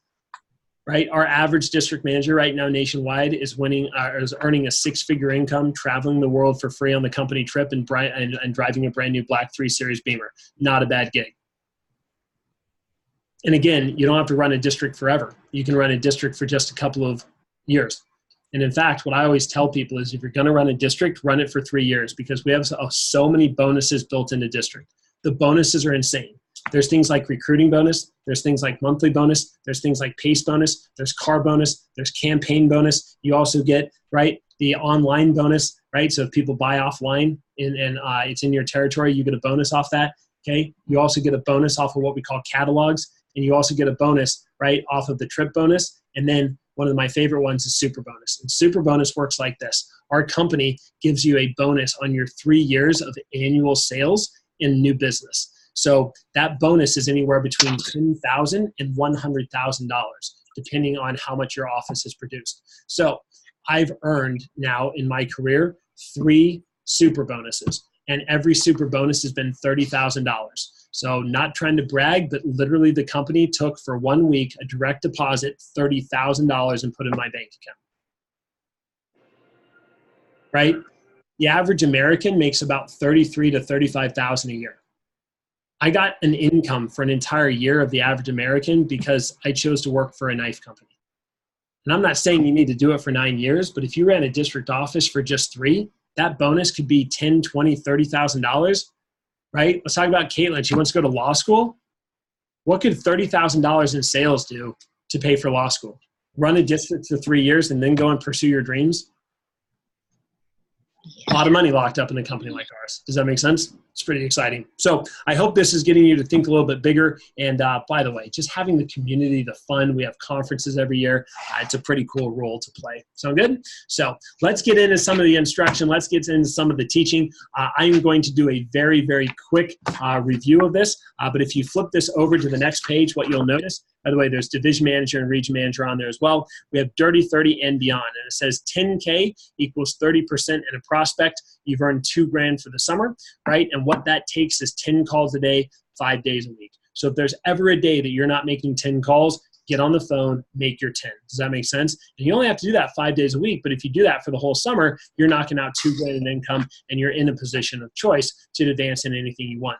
Next one on here is 20K. I look at 20K, 35%. Now you're a pro. Now you're at $5,000 in income, and you're in a position where you're in bonus land, right? And what that takes is 20 calls a day. So you think about, how do you make 20 calls a day? Well, 10 every morning, 10 every night, right? And if you just commit to that process, even if nobody answers, even if somebody hangs up, even if they say, call me back, you know that based on the law of averages and the numbers, this is what's going to get you to your goals, right? So if you want to make $5,000 this summer, well, make 20 calls a day, 5 days a week, right? And the bottom one there, 30K all-star, you're a freaking baller. This will put you in a position where you're eligible to possibly win a scholarship. And I think about what you have to do, 3 demos a day, 5 days a week, you're knocking out about 15 to 21 demos a week. And if you're doing that properly, right, you're selling 30 grand by the end of the summer. 30 grand by the end of the summer is making you a lot of money, $8,500. So instead of worrying about, do I have enough leads? Instead of worrying about, am I talented enough or skilled enough with a job like this, you know what you should really be focused on? You should be focused on, hey, how many calls did I make today? And how many am I planning to make tomorrow? And that is it. If you make the calls, the demos will come.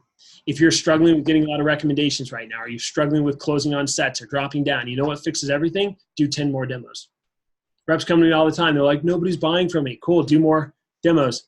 Yeah, nobody's giving me referrals. Sweet, go out there and do more demos, right? You want to get better at anything, you just got to do more of it. Now, of course, you should have instruction and get some coaching and maybe go field training, but that's one of the best things that you can do for your lifetime future when it comes to our company. Sound cool? So again, 10, 20, or 30 calls a day, every single day, and be focused on that. If you scroll down, flip forward to the next page. Before we get into some of the instruction, many of you have seen this before, but this is the 10K to 10K document. And I want to review it real quick, and then we'll jump in to a few things to put in your notes and start teaching. So number 1, recommendations and approach and objections approach memorized, right? So next to that, if you want to write it down, you can write down pages 16 and 17. So how quickly can you get those pages down? If I had a $100 bill right now and I'd offer you to keep it, crisp, clean Benjamin, right? To get that approach down, memorized word for word, no mistakes, how quickly would you do it, right? Next one on here, closing approach and objections memorized. So you can write next to that one, pages 8 and 9, right? And those of you who don't have these handouts yet, I definitely want to get them to you. I just got to type up the email and send it out for you. Cool. Next one on here is participate in 3 phone jams every week. So how often are you coming to your office? How often are you diving into things like the phone jam, right? Making calls and making sure that you're crushing that as you move forward, right? That's really big. And again, you should always understand that the best place for you to make phone calls is obviously at the office. That's the most productive, and it eliminates any distractions as well. Okay, next one on here is go field training, right? So taking somebody with you to watch your demo, going with somebody on their demo to watch them, one of the best things that you can do, super valuable. And then of course, the next one on here is weekly PC with your team leader. I heard a lot of great feedback from you guys saying, oh man, my team leader's the best. I love my team leader. They're awesome, this, that, and the other. Well, that's fantastic, but I really want you to focus on making sure that you're getting quality time. A lot of times your managers get busy, they have other things going on, and so for that reason, they start to think about, I don't know, right? If I've got the time, well, fight for a meeting with your manager every single week and make sure you get it in your schedule. Number 6, Mission 100. If you were to write a number down next, how many names and numbers do you have on your list right now? Is it over 100? Anytime I see a rep in my office that has 100 names and numbers, I immediately start freaking out that they're about to quit, because this job is the hardest job ever when you don't have enough leads, but it's the coolest job ever when you have plenty, right? So if you don't have 100 on your list, sit down with your manager, go through your brainstorming, right? Get a lot better recommendations and get up to 100 names and numbers, right? Because if you have that, you'll never run out of leads. You'll never run out of making money. Cool. Number 7 on here is 10 demos scheduled per week. This is a big one. And I want you to write next to that 5 demos ahead. If you're in a position right now where you don't have 5 demos ahead, that's kind of like working an hourly job and not having hours in your schedule and not being on the shift for that week. If you've ever had an hourly job, maybe you have one like it, right? It sucks to walk in and them say, oh, sorry, we didn't put you on the schedule this week. It's the most frustrating thing ever. So the only person here that's going to put you on the schedule, of course, is you, right? Next one on here says 5 calls before and 5 calls after. It's easy to do. It's easy to skip. I got to promise you, though, that if you commit to that program, you'll never run out of demos. You'll always have a schedule ahead of you, and you'll always have a paycheck. Those of you who don't have 5 ahead, I would guess, and I'd place a bet on the fact that you're not making 5 before and 5 after. Does that make sense? And if you start to do that, by the way, you don't have to just do that with demos. 5 before you walk into your office, 5 after you leave, right? 5 before you brush your teeth, 5 after you're done, right? You know, whatever you want to build it around. But again, it's got to be a habit and a process that you commit to. A lot of our reps do it because they know that during school, they're not working as much, but they have class every day. So what do? 5 calls before class starts and 5 calls after class ends, right? And if they're doing that, they're making 10 calls a day, 5 days a week. They're booking for appointments for the weekend, and they're selling a grand consistently. Cool. So again, build that habit now before school begins. Number 9, time management and event attendance. Have you looked at your planner? Have you planned out your week? Have you spent time actually looking at what your schedule needs to look like to hit your goals? You know, that's something I did with Britton Northcutt. He's at $82,000 in sales today. And I said, hey, show me your schedule. And we went through day by day how many demos he could do, when he's making phone calls. And now he knows every hour of his day for the next 7 days. One of my favorite personal growth speakers is a guy named Jim Rohn. And Jim Rohn has a quote. He says, every day deserves 5 minutes. Every week deserves an hour. Every month deserves a morning. And every year deserves a weekend. And what's he referring to there is planning. How great would your life be if you just started to plan a little bit more, right? If every day you just looked at your schedule for 5 minutes and said, is this the best use of my time today, right? You can imagine how great of a year it would be for you. Cool. And number 10 is, of course, the more you learn, the more you earn. Vector Connect audio files, taking advantage of those and making sure that you're going out on Vector Connect, learning how to get better. You know, I look at this and I look at the fact that there are about 18 different ones that we've already chosen for you. And if you got really serious about it, right, between right now and the next 18 days, by the time you jump into the next push period, if you listen to every single one of these and took notes on them, I got to ask you, how much better would you be at the job? How much more confident would you be at the job, right? And how much more, better would your sales be if you really committed to those things? Sound good? So hopefully that helps, gives you some good perspective, and gives you some information on that. All right.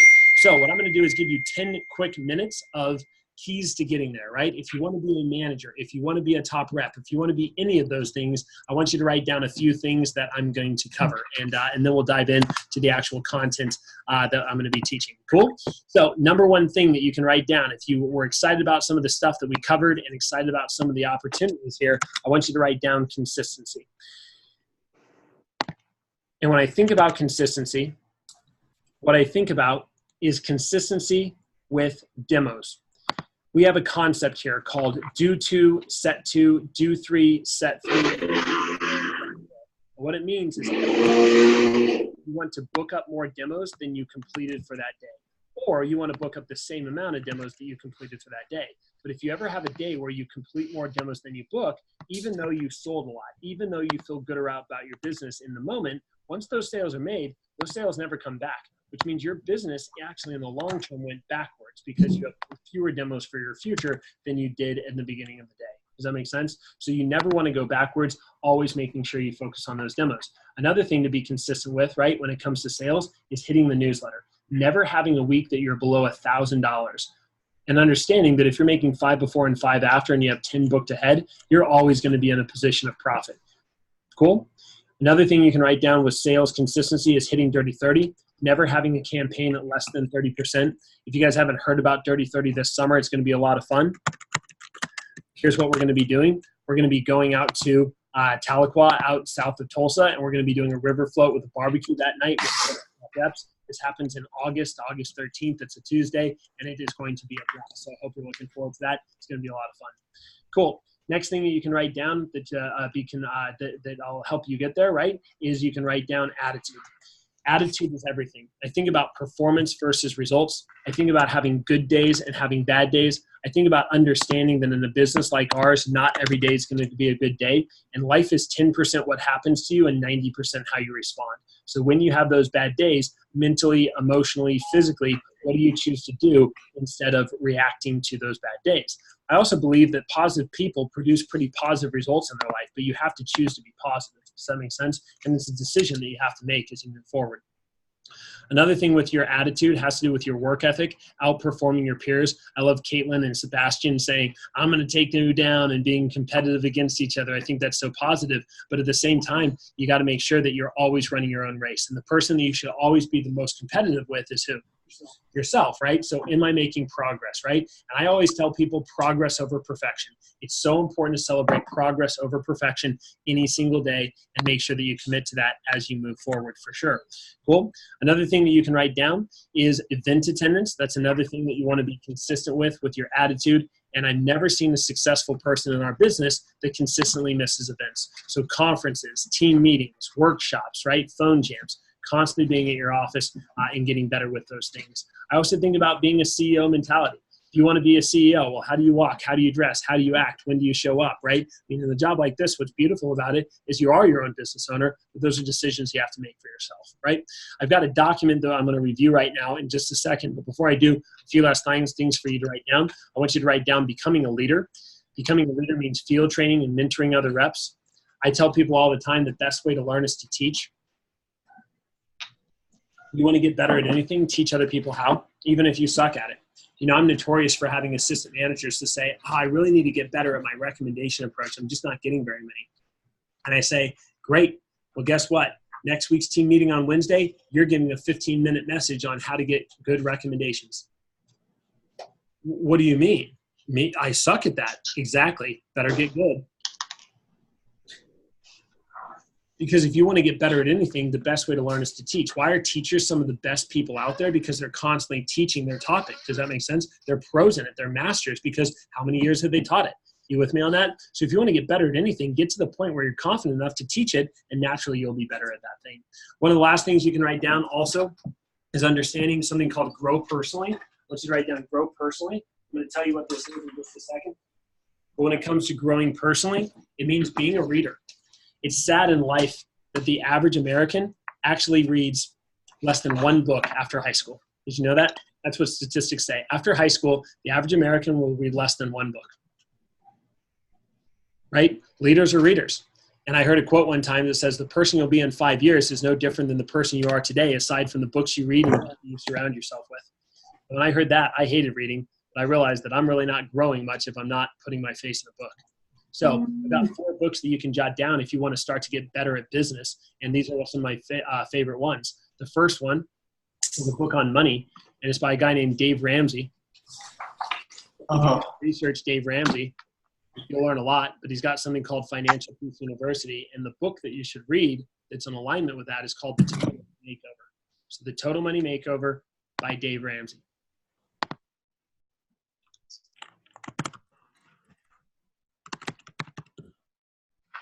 The second book that you can jot down that helps you is a book by Matthew Kelly, and it's about dreams. It's called The Dream Manager.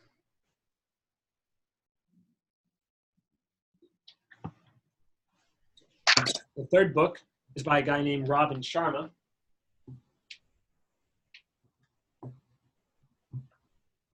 And Robin Sharma has a book called The Leader Who Had No Title. And that's a phenomenal book about leadership. And the last book is by a guy named Ken Blanchard. And Ken Blanchard has a book called The 1 Minute Manager. And it's a great read on management. Lastly, you can write down grow professionally. And growing professionally just means mastering the fundamentals and constantly being a student of the business.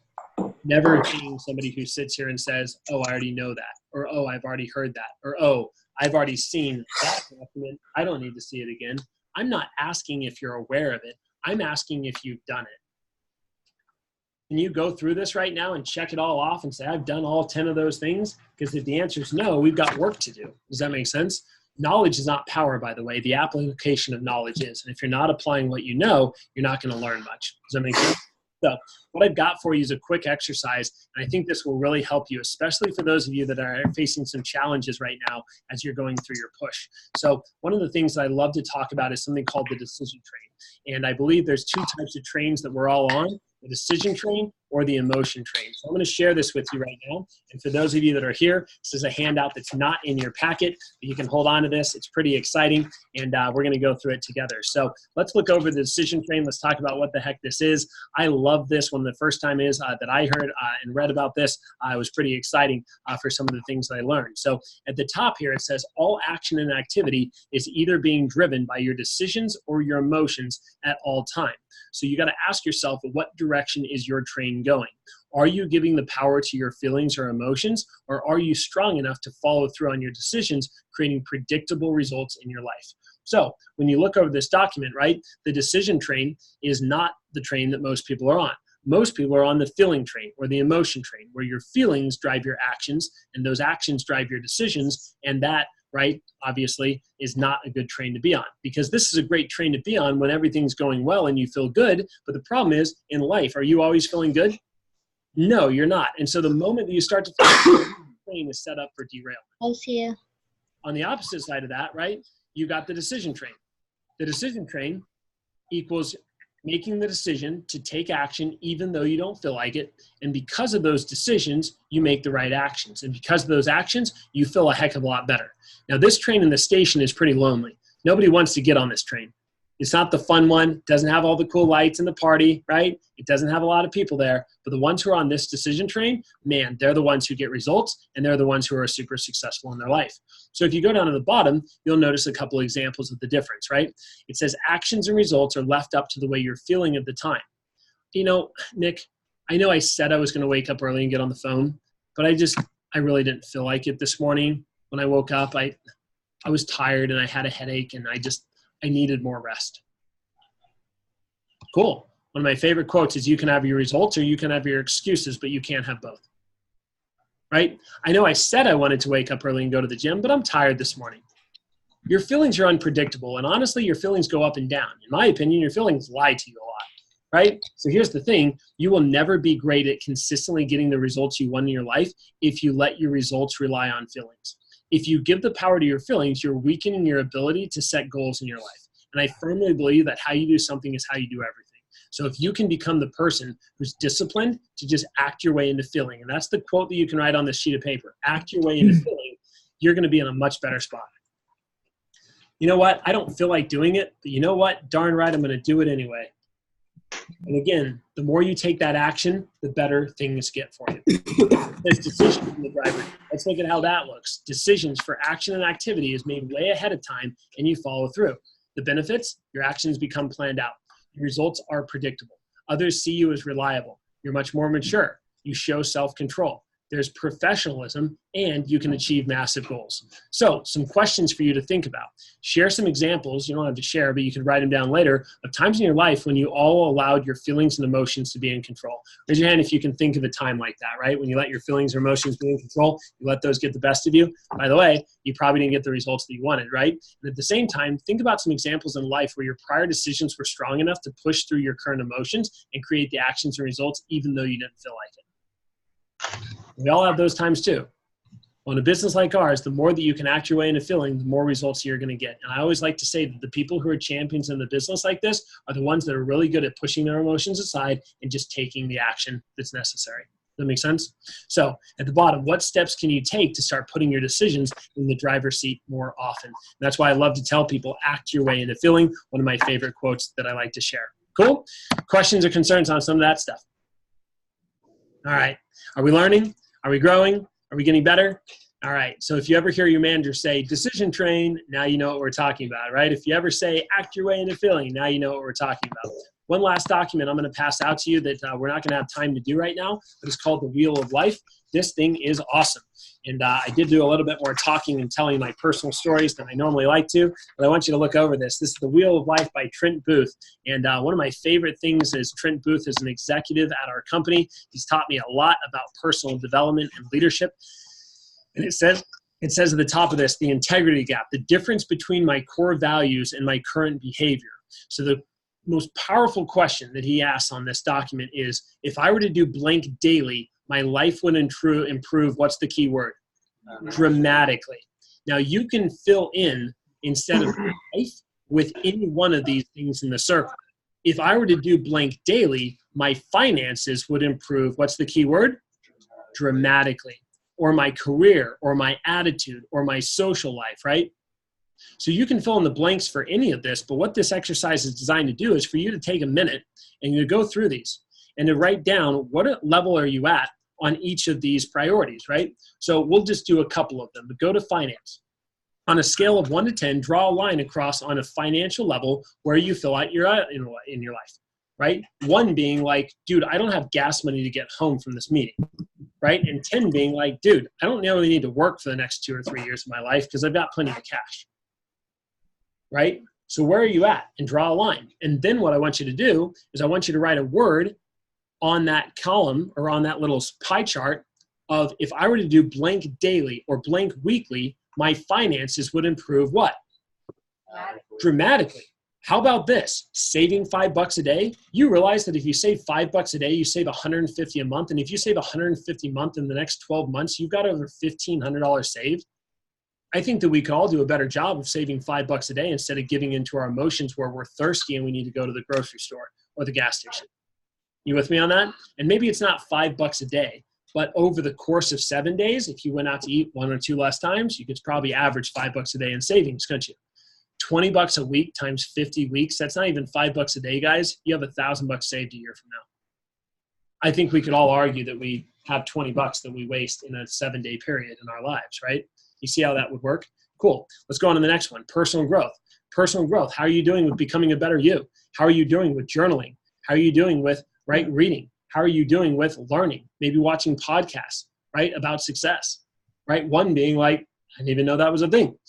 10 being like, yeah, I don't do anything else in my life and I should probably get back to doing some other things, right? But where are you at? Are you balanced? And if I were to do blank daily, my life would improve dramatically, or my personal growth would, right? So I think you get the tempo for this. I think that you get the outline for it. Yes or yes. Okay. So now you just got to keep going around the circle. And what this is not designed for is a one-time thing. What this is designed for is, hey, every month, if you were to take a photocopy of this, right? And I know I emailed it out to a lot of you and I can give some others an extra copy. If you were to take an assessment of your life on how you're doing with this and say, hey, have I made progress or not? Right? What would change? You know, one of my favorite ones to look at is the next column, and that's the health column, right? On a scale of 1 to 10, how's your health doing right now? Right? I don't want to talk about it. It's probably level 1. Level 10 is like, dude, I am in the best shape of my life. And if I were to do blank daily, my health would improve dramatically. Now, some of you immediately go to, if I were to go to the gym daily, well, that's nice. But you know what? Here's one thing that all Americans could get better at: drinking more water. A lot of health issues are just the fact that your body's dehydrated and your body doesn't have the nutrients to be able to actually be healthy. It's funny how in life we will sacrifice our health to make any amount of money when we're young, and when we get older, we'll spend about any amount of money just to get our life back. You ever notice that? Isn't that weird? Isn't that stupid? Right? When you're young and you have an abundance of energy, right? You'll sacrifice your health just to make a lot of cash. And when you get old, you'll spend all your cash just to get a little bit of life. Doesn't that seem opposite? Doesn't that seem inverse? So I could go through the rest of the wheel. We're going to move on to some Cutco skills right now, but I hope that some of these things have helped you see the bigger picture. Okay? Yeah. Everything I say is true. Here's the deal, though, right? But I want to help you guys in personal, professional, and financial growth. So I want everybody to go ahead and take a second, stand up, stretch your legs. We're about to dive into the really good stuff here, and I want to make sure that your energy is on point. I do need somebody to give me a blue book because I am going to need one of those, and we also want you to have your training manual out as well. And if you can do me a favor and go ask one of the managers in the training room for a blue book and a training manual, that would be great, so I can take that better. Thank you, Jared. I appreciate that. So stand up, stretch it out. We're about to dive into the actual content and get things rolling. And I hope you're looking forward to that. So far, for those of you who are still present and stuff, what have been some of our biggest takeaways? What did we learn most so far? Reading more books. Cool. Thank you, Naya. What else? I think we feel like it's impossible for us to change our lives. But like with this just handout that you gave me, what was it, Trent Booth? Yeah, Trent Booth. If I were to do something daily, my life would improve dramatically. Surely we could all think of one thing. I mean, if we can stay 15 at one thing, then yeah, we'll be persuaded and motivated to do one more thing. And then great. It just leads to a successful life. Well, the big thing you have to have is you have to have an objective-driven mindset, and you have to be objective about it, right? So you have to have awareness of where you're at in order to gain any perspective on where you want to go. So that's really good. Cool. Any other big takeaways from anybody else before we dive into the next section? Act your way into healing. For Yep. me, that's big. Act your way into filling. And you know what part of that is accepting that you're never going to feel like doing it. So just do it anyway. Like, why are we waiting to feel like that, right? You're never going to feel like doing your homework, so just do it. Right? You're never going to feel like apologizing to somebody that you got in a fight with, so just do it. Right? You're never going to feel like asking that girl or guy out, so guess what? Just do it. And if you get a no, at least you have a no. That's a place to start. Most of the things that you want in your life, you're never going to feel like doing it. So those who do what they feel don't do very much. Have you ever noticed that? Right? Things that are easy are very rarely worth it. And things that are worth it are very rarely easy. This job is worth it. I can guarantee you that. And I hope that I've made a pretty legitimate sales pitch on why. But it definitely ain't easy. You know the true key to success in a job like this? Don't quit. Don't quit. That's the real key to success. People ask me, how'd you sell so much? How do you make 4 scholarships when you're in college? Well, you know what the success rate for me was? The reason I did it is because I never quit. I never gave up. When everybody else in my training class did, I was the one that was more confident and more powerful. They had the mental tenacity to just keep pushing on. When everybody else told me I should quit because the job wasn't a good fit for me, guess what? I said, nope. Just because it's hard doesn't mean it's bad. In fact, the fact that it's hard is the reason I want to do it, because easy things are not for me. I don't like the easy path. I don't like the easy road. I don't like the path that is most beaten, right? I would much rather follow the path that is less traveled. I'd much rather follow that one because, hey, you know what? It's lonely at the top. It's lonely at the top because not a lot of people succeed in their life. That's the path for me that I want to pursue. Does that make sense? So make those decisions for yourself, but I love that you brought that up. Act your way into feeling so freaking good. Cool. Well, let's dive in. The next page of your packet that you can check out is where it gets exciting. We are going to teach you to sell more ultimates, to sell more signatures.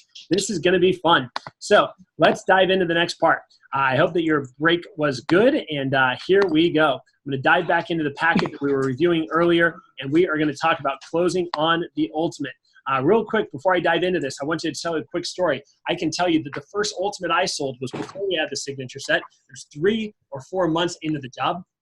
And literally, I went to the lady's house, and when I went to her house, she already owned some Cutco, right? She had heard about it, and I was doing a service call. I was sharpening up her knives and doing some things, and I'd always talked about the ultimate, and she said, yeah, I think we're going to buy another set. We're going to pass our other Cutco knives down to our family member.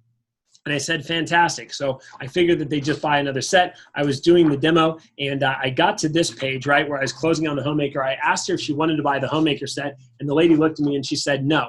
Now, I assumed it was too big for her. So I said, hey, no big deal. And instead of offering the set twice, I just started dropping down in the galley, and the lady said, well, what was that set? And I was like, what set? And she flipped back to this page, and she said, that one. And I looked at her, and I literally said this word for word. I said, well, you know, that's our biggest set. You probably don't want it. Word for word. And she looked at me, and she said, well, can I see it? And I was like, I guess, right? So I opened it up. And the moment I opened up to this page here, she looked at her husband. She's like, honey, they have a cleaver, right? And I had no clue what to say. I looked at the lady. I said, yeah, it's really good for cleaving, right? Like I literally said that. And I was like, and we have a salmon knife. It's probably good for salmon, right? And I was winging it. And it was so silly. But what I found is that this client actually went out and did a lot of hunting. And when they brought the meat back, they would freeze it. And they did their own butchering, right? And so really, it wasn't that the homemaker was too big. It was actually what? Too small. And so they were saying no, not because it was too big, but because it was too small. Once they saw the ultimate, that's what they ended up buying, right? And it was pretty exciting. Now, I didn't have a script for it. I winged it. It was way before we have all these documents and this great training. You guys are going to get much better stuff than that. So let's dive into our page. Let's teach you how to close on the ultimate and signature set, and let's get going. At the top of this page, it says the objective is not to sell the ultimate set. The objective is to sell more what? Signatures and ultimates with enthusiasm. So the objective is to sell more what? Signatures. That's better. This is on recording. I need you guys to be good. So next thing it says, homemaker becomes the very basic set. It becomes the third drop down, which is way more comfortable for the customer. Most customers associate themselves with your average everyday family. Everybody with me on that? Now, what's cool about this is you got to understand, if you start by showing off this set, look at how big that looks. If a client sees this, who cares if they buy it? When you flip down to this, that looks a lot smaller, doesn't it? And by the time you get a few no's out of the way and you're on this, does this look like a big set anymore? No. This looks like a baby set. Now, I'm not giving you permission to stop following your manual, and I'm certainly not telling you that what we taught you in training is the wrong way to do this, because in fact, everything we've taught you is still very important and legit. But I am telling you that there's a small piece of the puzzle that we left out that you're going to learn today. So realize that this is not permission to change your demo. This is only permission to add a few things into it. And if you do it properly, you're going to start to crush a lot more sets. By the way, if you're selling starter sets and pieces right now, those will start to become homemakers. If you're selling homemakers right now, those will start to become signatures and ultimates. And I get it. If you're feeling like the way I was feeling when I heard this for the first time, I was annoyed. I was like, why didn't you teach this to me right away? But lucky you, you're getting it before a lot of other reps are, because you worked your butt off and you got to 3K. Sound cool? So let's talk. In this, you need to take your manual out. So take your manual out, go to page 1. And what we're going to do is we're going to give you a quick line to write at the bottom of page 1. I want you to take your manual, go to the bottom of page 1, right down here, okay? I want you to write a few things in there. Now, if you look in your packet, you can either use this packet, or you're going to do everything the same. But at the bottom there, you'll notice it says, like I said on the phone, you don't have to get anything, but if you see something you like, you can get it what? Today, right? Not only would you get a great product, you'd be helping me out too. Cutco's awesome. You get nice sets of pieces, tons of accessories and gifts. We also have interest-free monthly investment option. You don't have to pay for it all at once. We also have an exciting new partnership with Utopian Coffee, which is the Cutco of coffee. Just so I know, now this is where you're going to write this in. I want you to write down, we have 3 largest sets. So just write down at the bottom there, 3 sets. And here are the names of the 3 sets. Ultimate equals love to cook. Signature equals like to cook, and homemaker equals basic set for an average family. So I'm going to say that again, right? We have the ultimate set for people who love to cook. We have the signature set for people who like to cook, and the homemaker is the basic set for the average family. And right off the bat, before you even jump into presenting Cutco and doing your demo, your client is already planting seeds for themselves of, do I love to cook? Do I like to cook? Or am I an average everyday family? Are you with me on that? Basically, small, medium, and large. Fair enough? Nothing changes in your demo. Everything stays the same until you get to the close.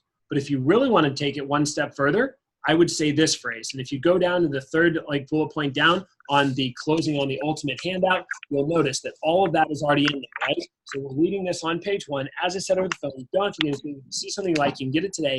Sets and individual pieces with tons of accessories and gifts. At the end, I'm going to show you our 3 largest sets. Ultimate for people who what? Love to cook. Yep, the signature for people who what? Like to And the cook. home, which is the what? Basic set is the best for the average everyday what? Family. Family. And then you're going to say, Miss Jones, I'm going to ask you to buy one of these 3 sets. If you say no, don't worry, I won't be offended. But if you say yes, you'll have one of the greatest sets of knives in the history of the universe for the rest of your life. And what you're doing by saying that is you're creating what we call a buying atmosphere. You're letting them know that you are intent on selling stuff, and you're not afraid to ask them if they want to buy it. But at the same time, you're removing pressure by saying, hey, if you say no, I won't be offended, but I'm going to ask you. And so now when you ask them to spend $2,500 on an Ultimate, you're not so uncomfortable about that because you already told them 40 minutes ago that you were going to. You guys with me on that? All right, sweet. Nothing changes through the rest of your demo. You do everything else the same. So take your manual, flip it all the way to page 9. I want to remind everybody, though, that what you're doing is building credibility, right? You're cutting the penny. You're using the peeler. You're creating a problem so that you can offer a what? Solution. You're also talking about our guarantee, which is the biggest selling feature, right? The next thing that you're also going to do is cut a lot of what? Food. What's the magic number of foods? And you got to make sure you bring a pineapple, pineapple, pineapple, pineapple. You do the leather trick, right? So you can sell those. You talk about the storage options. You do the price comparison. Everything is the same. Literally nothing changes. You don't show off the Ultimate ahead of time. None of that until you get to the bottom of page 8 or top of page 9. So that's where this manual, this script picks back up. So let's look back at it. It says, when something offers twice the quality and value and lasts you twice as long, you would expect to pay twice the what? Price. Yeah, twice the price. You're talking over how much? For a set of what? Then we flip to the top of page 9. So in your manual, let's go to the top of page 9, and here's what you do, right? At the top of page 9, you want to write in a reminder for yourself, and the reminder is right here. The reminder that you want to write in is this, okay? Show the Ultimate. So right here, top of page 9, you want to write yourself a reminder, show the what? Ultimate. The Ultimate set. And that's where everything starts to change. Cool? Up until that point, nothing is different. So here's what you say. You start to read, and you say, so let me show you our Ultimate set, which is twice as big as the Wusthof set. That would be a value of $8,000 in a store. Let me show you what you get for that. And you literally read. You don't need to go into whole nother names and prices. Are you kidding me? They probably know how to use these pieces better than you. Does that make sense? So if they want to know what they're good for, at the bottom here, it tells them, but you're just going to point and read. So realize the carving fork is the last piece that was in the Homemaker. Everything after that are all the additional customer recommended tools. So here's what you say. You say you get all 10 pieces from the Homemaker set. You get the Hardy slicer. You get the Rachel Ray knife.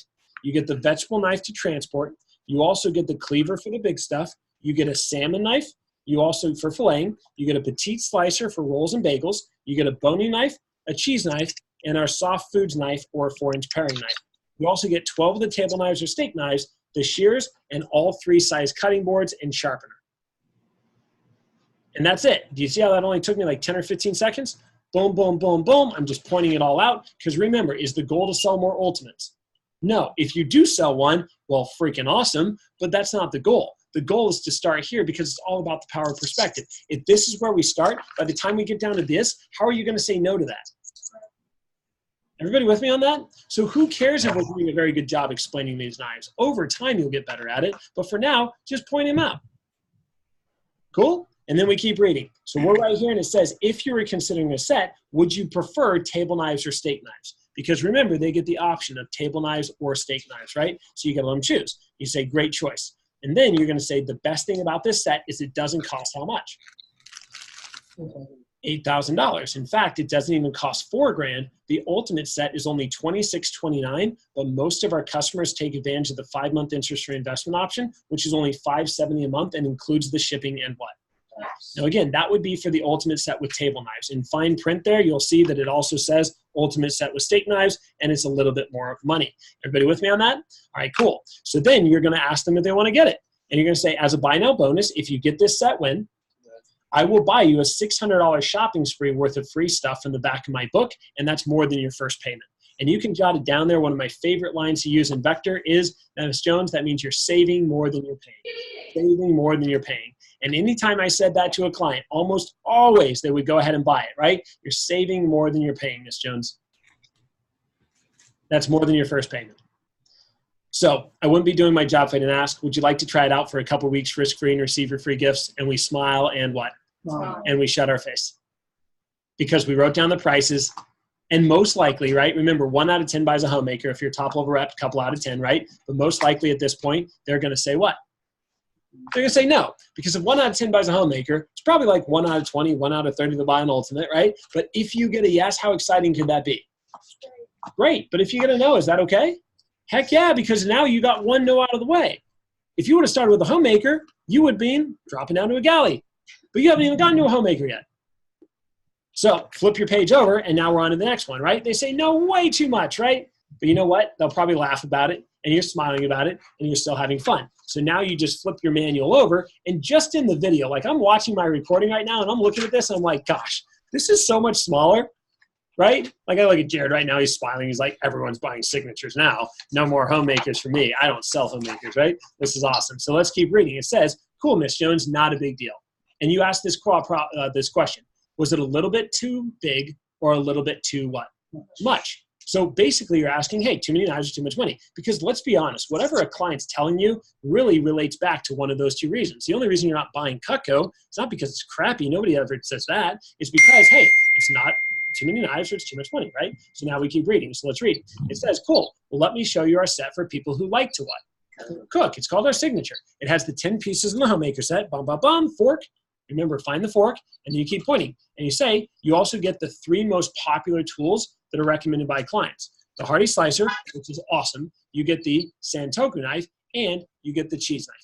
And by the way, I don't like calling it a cheese knife. I like calling it a soft foods knife because it's not just good for cheese. It's good for limes, lemons, kiwis, strawberries, apples, tomatoes, anything sticky or starchy, Miss Jones. It's actually the sharpest blade we make. I know that that's on recording. You can watch it later. But again, you got to have a pitch for that knife because if they say, well, we don't eat cheese, you still need the knife, right? Okay, cool. So then you say you also get 10 of the table knives or steak knives, and all 3 size cutting boards. And you guys with me on that?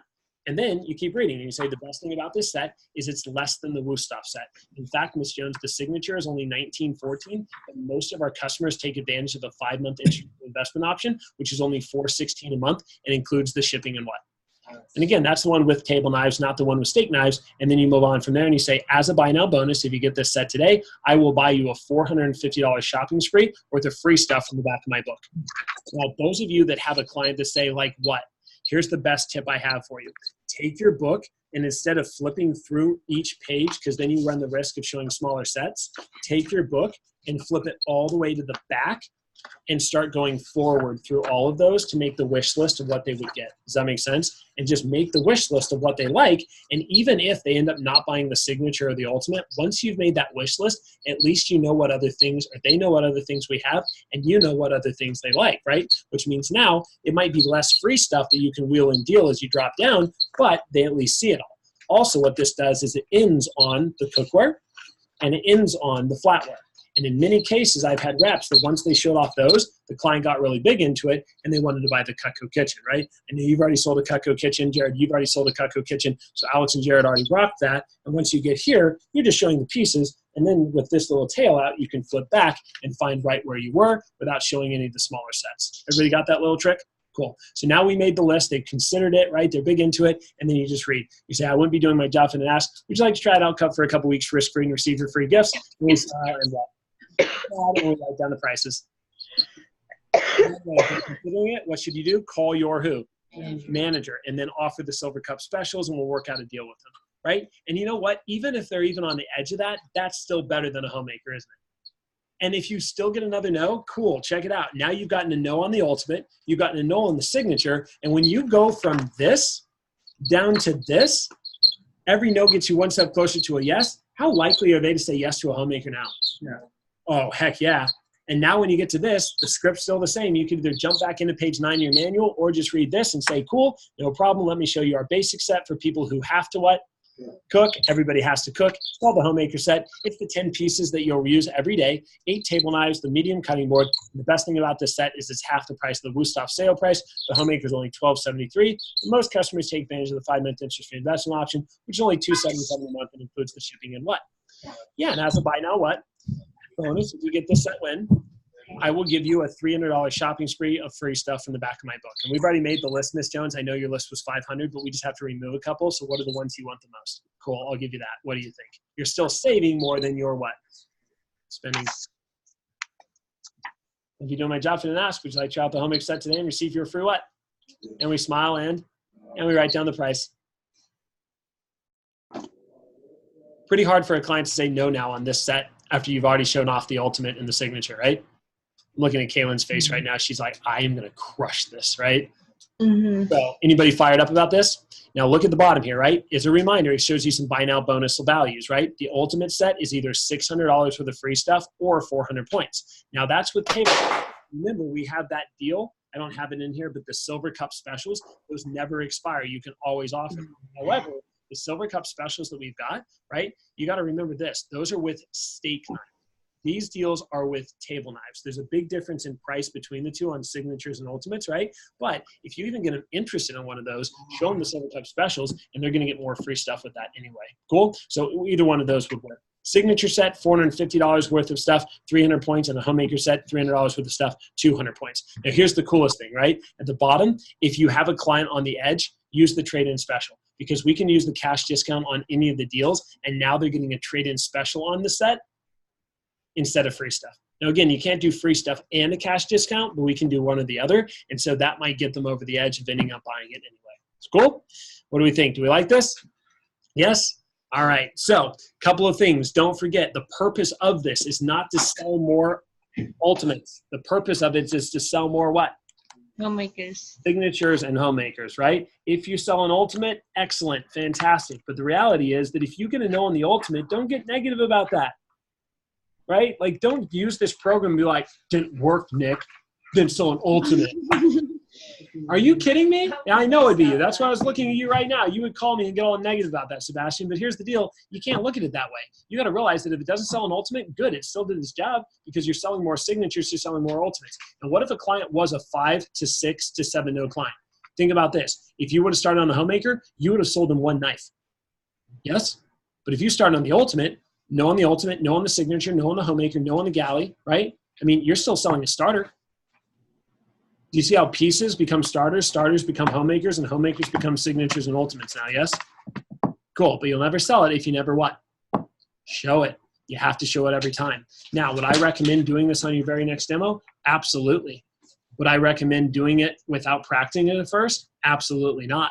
So I would highly recommend reading the script over, right, when you get into your car and making sure that you're prepared and confident about it. But ultimately, if you just pop that page out of your script, you put it into your manual, right when you got to page 9, you could literally just read that word for word with confidence, smiling and nodding, writing down prices, and you're golden. Sound good? So on page 1 at the bottom, it's like, just so I know. Yep. You just the script that we wrote in there, and then nothing changes until you get to page 9, and then that's where you show it off. And then if they still say no to the signature and the homemaker, no big deal. Then the objection and keep dropping down. But do we say, like, as I said earlier, our ultimate set is for people who love to cook? Yeah, you could. Instead of paying $8,000 for. Read it word for word. Yeah, that's what I'm saying, Sebastian. So whatever's in this script is literally just like I did it. Just read it word for word. Cool. Yep. And the more you do it, the better you'll get. Cool. Questions, concerns, comments on that? What about the on the demo, like the the online presentation? How would we do that option if we're trying to sell online? Yeah, it's a great question. So there's actually a link if you go to the online presentation that says bigger sets, right? When you get to the homemaker. So when you get to the next slide, you say, hey, show me let me show you the homemaker. But before I do, let me show you our bigger sets called the complete and the family set, right? And if you click that, it goes to a slide with another video that shows some of the specialty knives, and it also shows the signature and the ultimate set aside, right? And so there's actually a link built in so you can do this on a virtual demo just like that. Yep, good question, Brianna. So you want us showing the ultimates and the signatures first, right? Always. Yep, So like 100%. as you're going through like the blue book, it shows like your homemaker first, like this is set, and then it goes into like all 3 of the sets. How would you get around? You wouldn't. So you don't go off of your ultimate and signature until you get to the top of page 9. Okay. Yep. There's no need to, right? Because none of you have any of the pieces in the ultimate or signature at this point. So why do you need to demo or promote those? Does that make sense? Plus, it kind of screws up the demo if you're telling them too much about, like, I mean, here's the thing. If I'm a client and you're going to open up when you do names and uses to 32 knives, are you kidding me? I'm going to be burnt out on that, right? But if you show me 10 and then I see one of those bigger sets, I'll be good with that. And you got to remember, too, the purpose of this is not to sell more ultimates. The purpose is to sell more homemakers and signatures. Yep. So then we are describing the homemakers plus 8 still, right? Correct. This Yep. is your paradigm. Yeah. Just like I said earlier, guys. So a lot of these questions, nothing changes, right? You do the exact same demo all the way through. You still present the guarantee. You guys are still doing the homemaker set, right? When you get here, cutting all the food, doing the table knife, promoting storage options, promoting price comparison, right? None of that changes. Everything's the same. And then after you talk about, twice the quality, twice the value, twice the price, you'd be talking $4,000 for a homemaker, right? Then when you flip the page, you say, great. So Miss Jones, let me show you a couple of our biggest sets called the Ultimate and Signature. And that's where you start reading this word for word. Cool. And then you drop down, because remember, you're not like, if you're sitting here doing this program thinking you're going to sell an ultimate, you're foolish, right? Like, I'm not saying don't be confident, but again, they're not going to buy the ultimate every time. And who cares if they do? Well, all you're trying to do here is power perspective, get a couple more no's out of the way. Yes. Because if you start here and they say no, and then you go here and they say no, when you get to this, that's half the size, right? You're making the homemaker seem like a studio set now, aren't you? Yeah. They're pumped on that. They're like, oh, yeah, I already said no to the bigger sets. I'll just get the baby set. I'll just get the basic, right? Because in their mind, if they've never seen Cutco, do they know about any of this stuff? Nor do they need to. Cutco is an amazing product. They don't need to know, they should know about the flour. But none of this stuff, right? They don't need to know about that crap. This is like, you'll see, when you go to these conferences, the CSPs, they don't even talk about starter sets. Starter sets, you know what these to those guys are gift sets. If you want to give a gift, you pick one of our starter sets. But if you want a set for yourself, hey, small, medium, or large. It's all it is a shift in mindset. Does that make sense? Cool. So what do we think? We like that? Yes? All right, good. So there will be a contest for who can sell the first signature or ultimate set.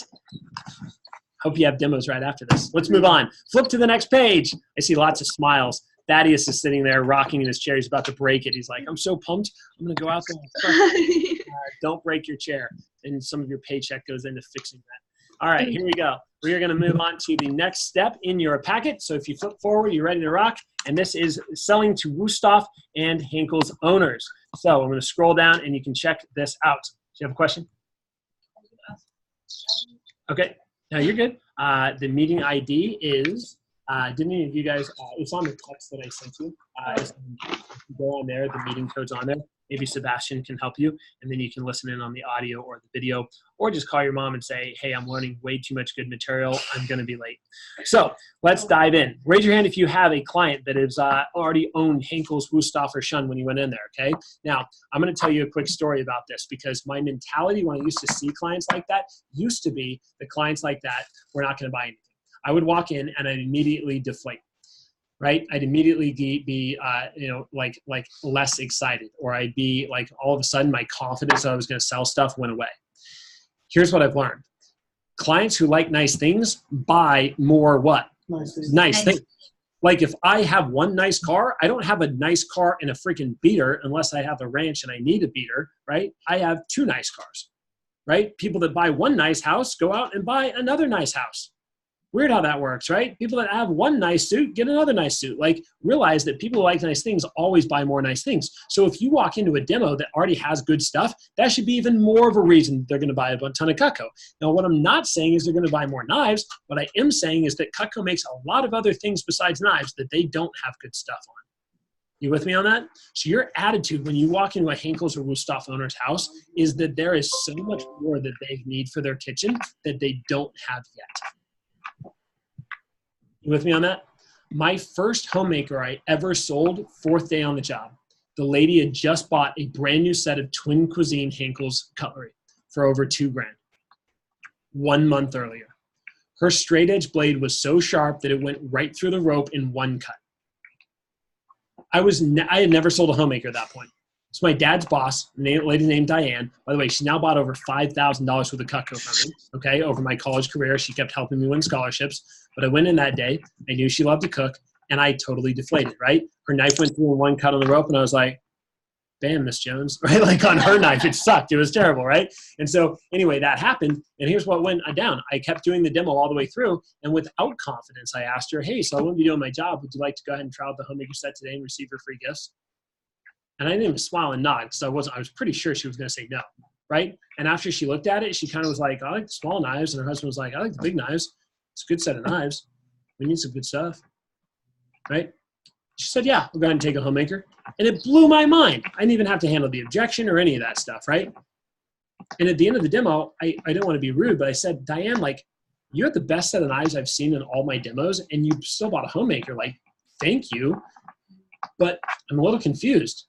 And she's like, well, A, you're trying to win a scholarship, and I'm trying to help you with your goals. So that was one of my reasons. But B, obviously, Cutco's better. She's like, I bought Cutco so I can put in my kitchen because of the Forever Guarantee. It'll last longer, and I'll take my next set of Henkels up to my cabin in Colorado. I go there less, and that way it'll stay sharp longer. And then it hit me. If she can afford $2,000 in a store for a set of knives like that, I'm sure she can afford $277 on a 5-pay for one of our knife sets, right? 1 year later, called her back. She upgraded to the Ultimate. 1 year later, called her back. She got a set of cookware. 1 year later, called her back. She got her flatware. Say, well, we got to $5,000 now. You with me on that? So if you ever have a client like that, you definitely want to use your common sense to say, you know what? I'm so glad that they already have nice things because I'm definitely going to be selling them stuff. You with me on that? So here's how you do it. Let's look over the package. It says during the introduction, right, when you're building rapport, you're going to say, Miss Who? I know you already have a great set of knives that you really like, so it would be wrong of me to try and sell you an entire new what? But I'm still going to do a full presentation for my practice just so I can show you everything Cutco makes because Cutco is what? Awesome. And at the end, I'm going to highlight some of the supplemental pieces that most Henkels and Wüsthof owners add to their set. What are you doing there? You're letting them know that most Henkels and Wüsthof owners actually still buy Cutco. And you know what? People love to do what other people do. It's all about situational bias, right? And justification. They're just trying to justify why they should buy it. And if other people do it, well, hey, I'll do it too, right? So you're giving them permission right there. And then you say, we have a ton of other gadgets and accessories, right? And we have cookware that other knife companies don't even what? Make. So by the way, many Henkels and Wüsthof, and I love this line. By the way, many Henkels and Wüsthof owners end up getting a full set of Cutco because it's really awesome stuff. They just give their current set to a new family member as a gift. We also have a really sweet trade-in special where customers can trade us their current set for a huge discount on Cutco. So what are you doing here? You're creating a buying atmosphere and you're giving them permission to buy a lot of this other stuff, right? And then what do? You do the exact same demo because it's for your practice. So what do you need to do? You still need to share your goals, right? You still need to make sure that you cut the penny because I guarantee you that Henkels and Wüsthof don't have scissors to cut a penny. You still need to use our peeler, right? And this page, you can kind of skip over. I'm not saying skip it completely, but when you flip to it, instead of reading the manual, I would probably just look at the client and be like, hey, Miss Jones, you remember when you had crap like this? Yeah.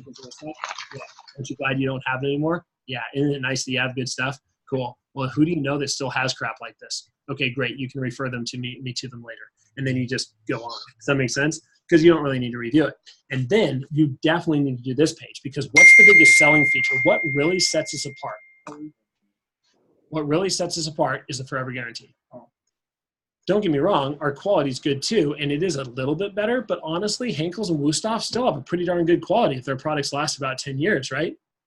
But the big thing is 10 years down the road, Cutco will dull, right? If you ever tell a person that Cutco's guaranteed to stay sharp forever, you're lying. Right? That's not what the guarantee states. Our guarantee states that when Cutco dulls, because it's a knife, it's going to dull, we resharpen or replace it for free for how long? Forever, right? That never goes away. And so what really sets us apart is the fact that 10 years down the road, if you owned Henkels or Wüsthof, you'd be buying a brand new set.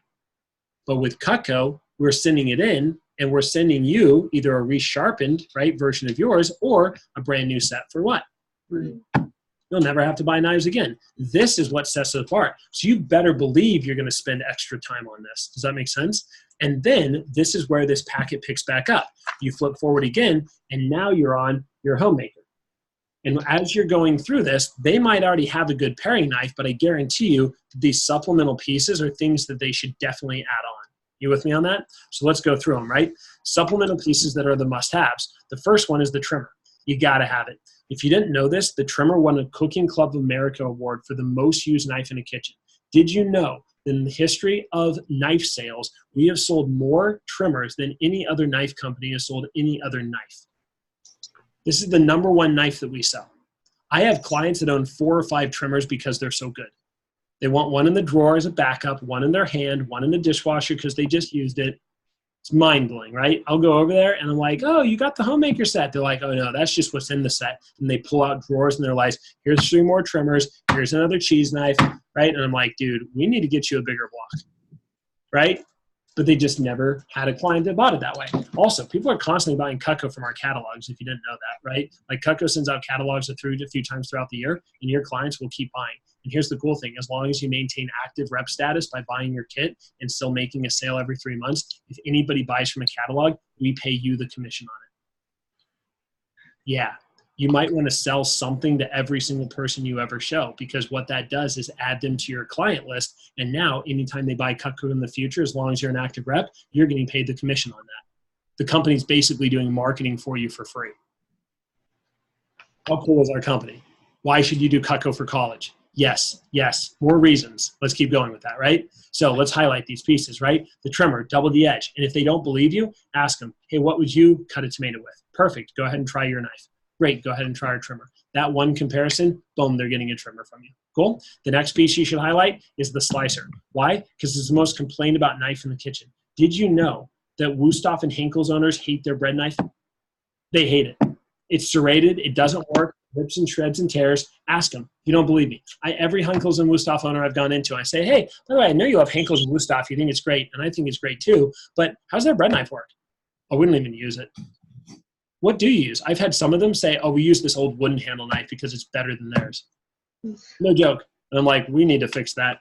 And what they'll do is they'll buy a slicer and put that in the Henkel's or Wusthof block. Make sense? So there is no better slicer than our knife. Now, if you don't have the slicer yet because you're new or your fast start prices orders haven't come in, here's what you do. You use your petite carver and slice some bread.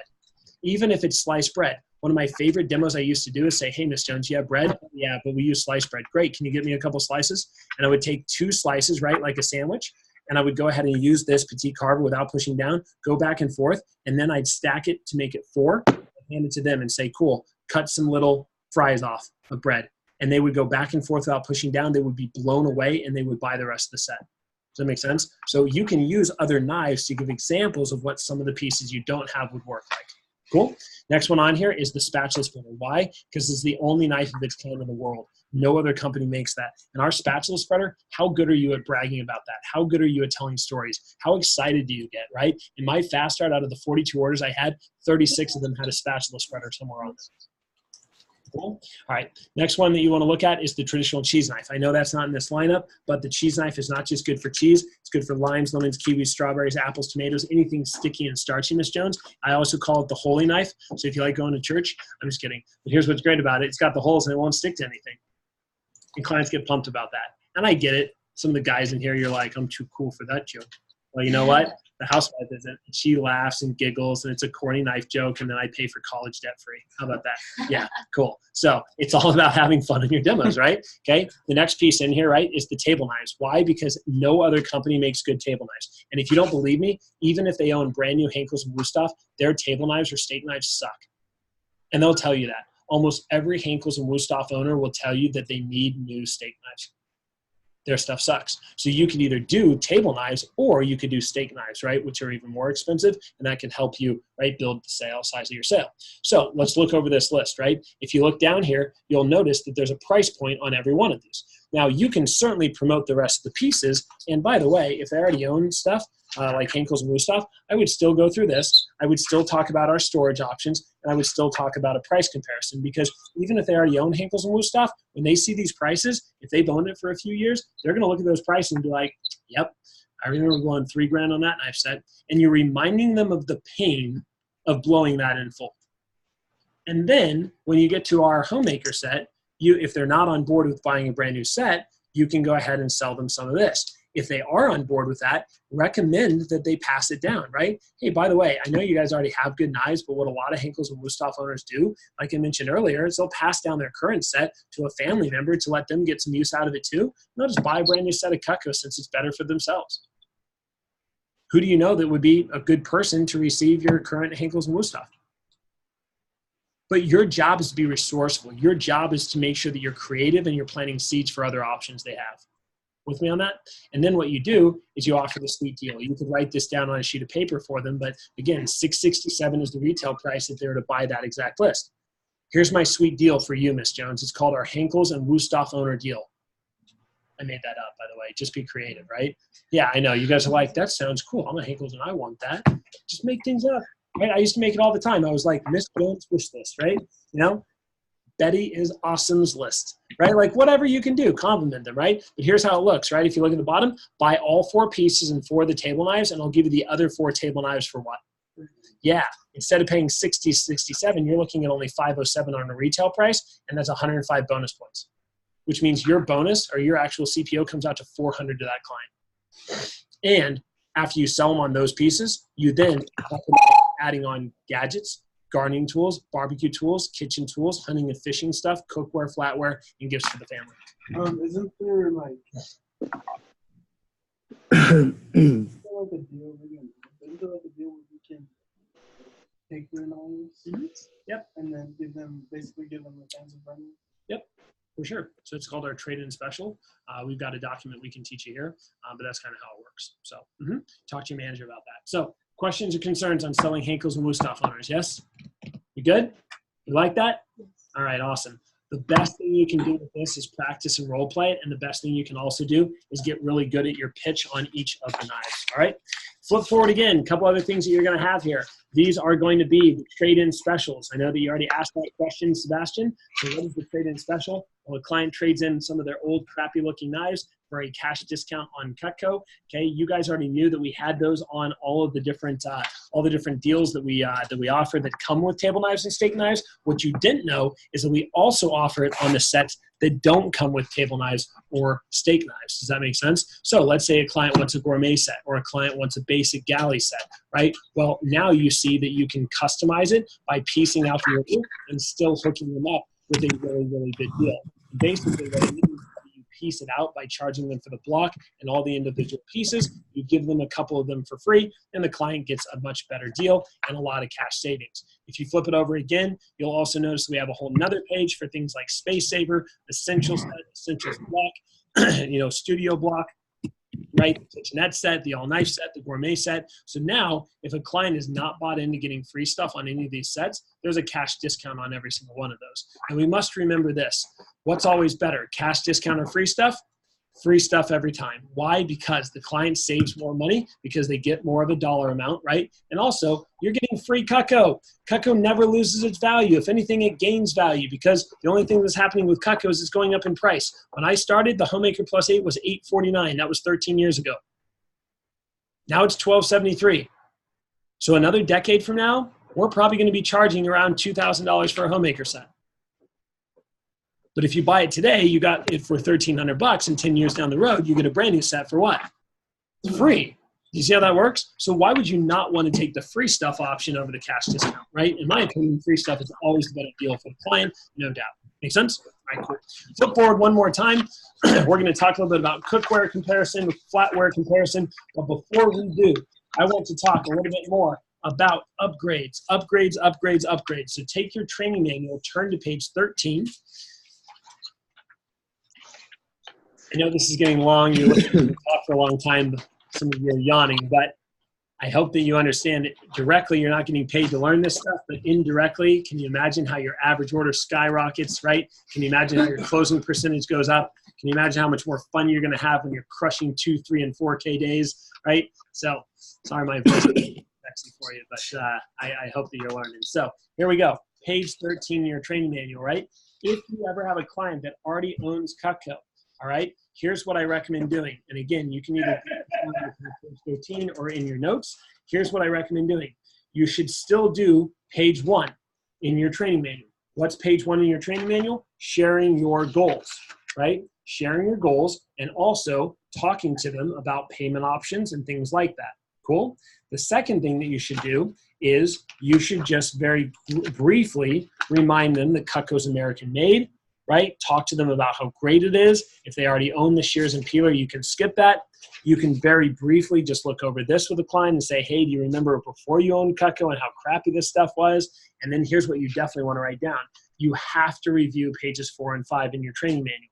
Pages 4 and 5 in your training manual is the names and uses, is the features and benefits. Why? Because most Cutco owners forgot about why Cutco is better than other companies, the double D edge, the thermal resin handle, right? The nickel silver rivets, all of those things, right? And a lot of Cutco owners, I know it's mind-boggling, but you know what they really forgot about? They forgot about their forever guarantee. They forgot about how good Cutco is. They forgot about that if it ever breaks. I've even had clients, it's so sad that the clients tell me this. They say, oh, yeah, we actually broke the tip off that knife, so we just threw it away. No, we just threw it away. I mean, we figured we'd find a Cutco rep at one point and we'd buy another one. And I'm like ripping my hair out. I'm like, are you kidding me? Like you could have just, okay, well, that's why I'm here. Let me remind you of your guarantee. Next time you break a tip off, just send it in. We'll send you a brand new replacement for what? Free. I know, it's so sad, right? But you want to remind them of that guarantee. Cool. The next big thing that you should do is definitely pages 6 and 7. Why should you do pages 6 and 7? What do you think the reason is? Because most clients start to misuse their knives. Most clients, just like any human, they get into their normal routine and pattern. And even though they might have a starter set, or they might even have a homemaker, they play favorites, don't they? And the reason I know this is when I've gone to sharpen people's knives, they've owned a whole set that they bought at the same time. And there's always, without a doubt, 2 to 3 knives that are completely worn out. The blade is gone. I almost can't even sharpen them. I have to send those in to get reground, right? And then there's another 3 or 4 knives that are absolutely spotless. They've never used except for once or twice. Does that make sense? So why do you go back through this? To remind them why they need every tool and why it's valuable to have a full what? A full set. And to remind them also, when you're doing these cutting demonstrations, have them use their knife versus our knife. And they'll be blown away and shocked at how different new Cutco is versus their used Cutco. Everybody good on that? All right, cool. Next thing that you want to do is after you go through page 7, do you really need to talk about storage options? Do you really need to talk about price comparison? Probably not. So you know what you do next? You go to page 13 in your training manual right here. And if you didn't know this, in fact, look at page 8 in your training manual. At the top of page 8, it says, if the customer already owns a set of what? Turn to page what? 13. So some of you didn't read that or catch that when you were in your rep, and that's fine, but now you do. So we flip to page 13. Let's read page 13. At the top, it says for Cutco owners in the wish list, have the customer take out every piece of Cutco they already own, and then you're going to read this. Jones, read with me, right? Since you already own what? Yeah, it doesn't make sense to buy a full what? Yeah, so most Cutco owners either upgrade to their favorite set or pick out a few pieces to supplement what they already own. Either way, if you decide to add more Cutco to your collection, I'll be able to give you the what? Yeah, so we're going to start by making your what? Yeah, these aren't necessarily things you're going to buy today, but as your rep, I'll be able to keep track of what you like for future reference. So, Ms. Jones, basically, if Cutco were what? Free. What would you add to your set? I want you to underline that. I want you to highlight it. I want you to star that line. That is the biggest deal that you're always going to client. Hey, Ms. Jones, basically, if Cutco were free, what would you add to your set? Everybody good on that? Okay, cool. And then you're going to start making your wish list. And at this point, what you're going to do is you're going to go ahead and talk about the upgrades. Now, we don't really do upgrades to any set smaller than the homemaker. Like, what's the point? Does that make sense? Also, the difference between a galley block and a homemaker block is literally $5. You get an extra 5 slots for $5. That's $1 a slot. I would pay the money. Does that make sense? So if you ever do an upgrade, you're either upgrading to a homemaker, signature, or what? And my question to a client is, hey, do you love Cutco? Could you see yourself collecting it and adding on more over time? Great. Then you'll become what I call my Cutco collectors. We're going to get you the full block, even if you don't fill it today, because every time you want more Cutco, you're going to have space to grow. And every time Cutco comes out with new knives, you can always fit those in the block, Ms. Jones. So let's definitely get you an ultimate block today. You guys with me on that? And the way an upgrade works, I want you to write right here in your manual on page 13 next to set upgrades. I want you to write this down, up to a 30% discount. And I used to do that all the time. When I walked into a client's home, I would say, hey, Miss Jones, I'd talk to them about when you originally bought Cutco, who you bought it from, what the story was, and I'd say, great, do you love it? Awesome. Do you get catalogs? And the client would say, yeah, I've gotten a couple. Cool, have you ever seen anything you like? And they'll always tell you this, nope, we already have all the knives we need. Well, good thing that I know is that people don't buy what they need, they buy what they want. And everybody wants more Cutco. So you don't have to tell them that, but you can just think it in your head. And then when they say that, you say, great, Miss Jones. Well, just to let you know, one of the things that's not in the catalog is our upgrade program. If you already own Cutco and you want to upgrade to a larger set, we get you just the missing pieces and a bigger block to fit it all. And we can give you up to a what? 30% on the whole order. And we can put it on a 5-pay to make it super affordable for your budget. So later on, if you don't mind, I'll show you what that looks like, even if you don't want to buy it, just so you know how much you can save. Is that cool with you? And what do you think a client's going to say to that? Yeah, that's cool with me. I'd love to see what I can save. And then I don't feel uncomfortable with writing out the upgrade for them. You with me on that? And then what I start to do at this point is I start to review which pieces they have, and I start to write down a list of all the pieces they're missing. And what I'll do on a sheet of paper is write down the ultimate block, and it says that right here under set upgrades. I'll write down how many missing table knives they have. Sometimes they lost 1 or 2, so I'll add that to the list, right? Plus the 4 they're missing. Plus I'll write down cutting board, and I'll write down all the pieces they'd be missing out of that set. And if a client looks at you and says, you know what, we don't do salmon ever. Cool, Miss Jones. Do you ever do melons? Great. Well, this is awesome for taking the rind off, and it's really good for slicing very thin slices of meat. You do stuff like that? Okay. Well, if you don't, here's what I can do. I can substitute in one of our other customer recommended tools from our Santoku collection. Did you like the trimmer? Well, this is like a trimmer on steroids. It's called the Santoku one. Let me just substitute that one in there because it'll fit in the same spot. But my point is that I'm going to start with an upgrade of filling up their whole block. Everybody with me on that? Okay, cool. Then, before I start to do price point, I'm going to fold this back in, flip to the back of my blue book, and I'm going to start to flip forward. And I'm going to start to mention all of these things in the boxes. So look at page 13. It says, don't forget accessories and gadgets, and don't forget gifts. And I'll start to ask them, hey, Miss Jones, if Cutco were what would you get? Well, I don't know if I'd get that. I mean, if it were free, would you get it? Do you see how that goes back and forth? Because otherwise, they're not going to want you to add a lot to the list. Miss Jones, if Cutco were, if this gift set were free, would you get it? I mean, you said you have a wedding coming up for your granddaughter, right? Okay, cool. When is that? A few months from now? Would she like Cutco? Could that be a good gift set? I mean, we have a lot of other gift sets too, but let's just pretend that everything's free, because you know what? A lot of it might be. A lot of it might be. I'm one of the top reps in my office, so I can always hook you up with a great deal. So if it were free, would you get it? Perfect. Let me add it to the list. Let me add it to the list. And what I'm writing down is wedding for blank and what gift set. What I'm writing down is birthday for blank and what hunting knife. What I'm writing down is Father's Day for blank, right? And what, entertainer pack they'd want. You with me on that? And so I'm making a list. And I go through all the pages in the gifts and accessories. Everybody cool on that? And then once I go through all those pages, then what I do, right, is I get to promoting the cookware and the flatware. And after I do that, I stop right there, and now I'm going to present the offer. Now, I want you now next to present the offer, I want you to write down, give them 2 choices. Give them 2 choices. Okay? So let me walk you through how these 2 choices work. The 2 choices are the following, right? Choice number 1 is where the client buys the upgrade. Okay? They buy the upgrade, and they get the wish list free. Pretty cool, right? Now again, if you know how the points work, just do it or call your who? Manager, and they'll help you out with this, right? So option 1 is buy the upgrade and get your wish list free. Cool?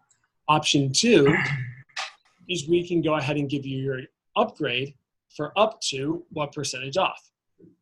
Now, you got to say that line, up to, because it's not always directly 30%. And the way we do an upgrade on the cash discount is we bonus out a few of the items as free, and that's what saves them the money.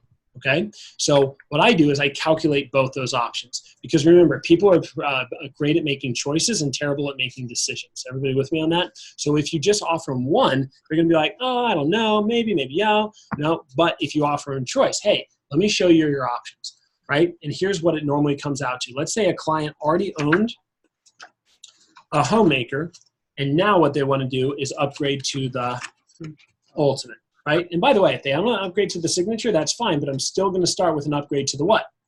Just like a drop down, because there's no way I'm going to sell a starter set if I don't start on the homemaker, right? You got to start high and go low.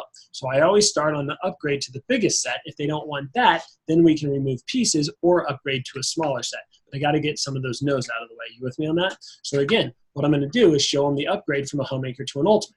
Now, I don't have any of the prices written down for you or anything like that, but you can call your manager. And here's what normally happened for me. If they wanted to go from a homemaker up to an ultimate, the normal price on that upgrade was about $1,600 bucks. That was normal. Make sense?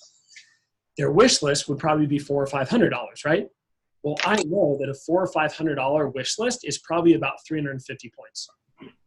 Well, let's do the math, right? A $1,500 or $1,600 order divided by what? Gives you about 300 points, doesn't it? If I need to, I can divide it by what?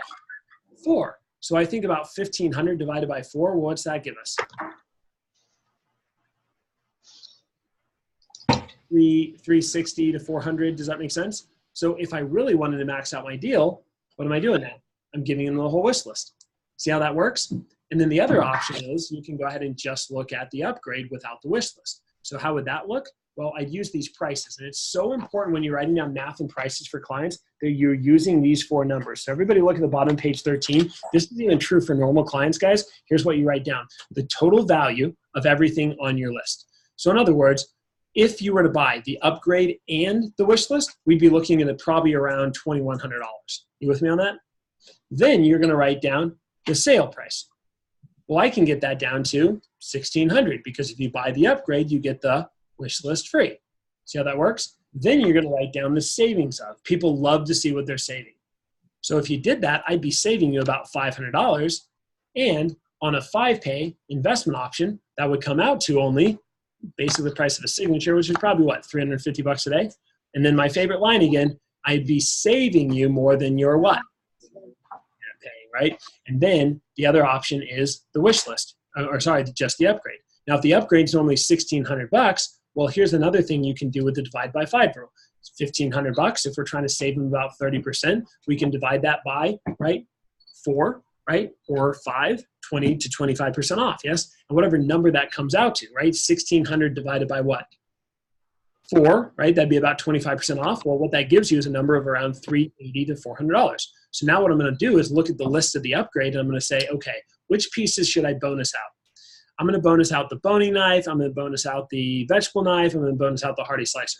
Well, those 3 knives add up to probably around $380. And if I really want to get them a deal, bonus out the cutting board too. Well, now I just dropped their normal price down from $1,600 to about what? $1,200, right? Savings up on that is about $400. They're still saving a good amount of money. And then on the 5-pay, what's it come out to? That's about the price of a homemaker, so probably $277 a month. And again, these are all estimates, right? However, if you want this math to be really simple for you, let me save your future. If you have an iPhone, you're a very lucky person because this app is only for an iPhone. If you don't have an iPhone, get an iPhone because there is not a version of this for an Android. But if you have an iPhone, write this down. You can even go to your app store right now, and it's called the Easy Orders app. It is fantastic. And I'm going to pull it up real quick on my phone. The Easy Orders app looks like this. It has the Cutco symbol, and it has every single thing that Vector and Cutco makes already uploaded in it. And it allows you to put things into a cart. It allows you to bonus things out. It allows you to add things to it. It is fantastic, and it is so much fun. Huh? It's not easy. It's E-A-S-Y. Easy, spelled out E-A-S-Y, right? Easy Orders app. And by the way, it has the Cutco logo, right? So everybody see that right there? It's got the Cutco logo. It's called Easy Orders, and you can download that. And that allows you to start out. And then when you're working with your manager, what I love about that, if you go to the Easy Orders app, you can add all the items they're interested on the wish list, and then you can screenshot it, text it to your manager, and then call them and be like, hey, what's up? I'm in a demo. I just sent you a text. Can you look over the list and see what kind of deal we can work out? And your manager will always hook you up with the best deal possible to make sure the client gets a good deal. Sound cool? All right, sweet. Do you like that? Can we do that? Okay, perfect. And then at the bottom, put a big star next to this, bottom page 13. This is what so many reps forget. If you get a no on the initial upgrade, you're not going to close your blue book and bounce and leave. That's like you getting a no on a homemaker and saying, all right, thanks anyway, peace. You would never do that. So what should you do? You should just take out a few pieces. Do you see that line? Which few pieces aren't as necessary? And now what we do is we remove the cleaver, we remove the salmon knife, we remove the bony knife, and then we keep the rest, and then we wheel and deal with that. Or we remove a few options off of the wish list and a few off the upgrade. We get the price down by a few hundred, and we offer again. Just like the homemaker, we go from 1,200 to 900 to a starter set for 600 to pieces, yes? Okay, take a couple $100 off, make another offer. Take a couple $100 off, make another offer. Some of you have done demos for people who already own Cutco, and you left selling a 2 or 3 piece special. Well, I'll tell you why. It's because that's like you going to a new customer's home and never showing the homemaker, just showing them pieces. Right? You didn't get enough no's out of the way. His house, and you would have started with an upgrade to an ultimate and gotten a no, and dropped down to an upgrade to a signature and gotten a no, and then just looked at the wish list for $500 and gotten a no. By the time you got down to pieces, you would have probably had a yes, or you would have a buy 3 get 1 free special or a 5-piece deal. And again, you'll learn that over time. I didn't learn any of this stuff until I was at 30K in sales. You guys are so lucky that you're getting it well in advance. Deal? All right, flip your manual, go to page 14. I got a few last numbers to have you write down, a few last things I'm going to teach. So I hope you're learning. Can't wait for you to take advantage of this stuff. Take it back to your office and or take it back to your demos and absolutely crush it. All right. On page 14, you're going to notice at the top, what we have here is a place for you to teach you how to sell cookware and also to teach you how to sell some flatware. We're going to focus on flatware first. When it comes to flatware, here's what I want to teach you, right? When it comes to the flatware, it's very important that you understand a couple of tips about this flatware, right? There's 4 numbers that I want you to write down in your list right now. 4 numbers that I want you to write down in your training manual. And the place that you can write these down is right here next to flatware, right? So if you don't have these numbers written down, let me give them to you. These numbers are awesome. So what I'm going to show you is how much it costs if a client were to buy flatware without the sale. So basically, if they were to buy 12 of the 5-piece place settings, right? We would be looking at 12 times 1 place setting, which is $159. So you can write down 4 numbers. Normal price on the flatware. Normal price is $19.08. Cool. Then you can write down the sale price, and the sale price right now is $13.99. Now again, both of those are pre-tax amounts.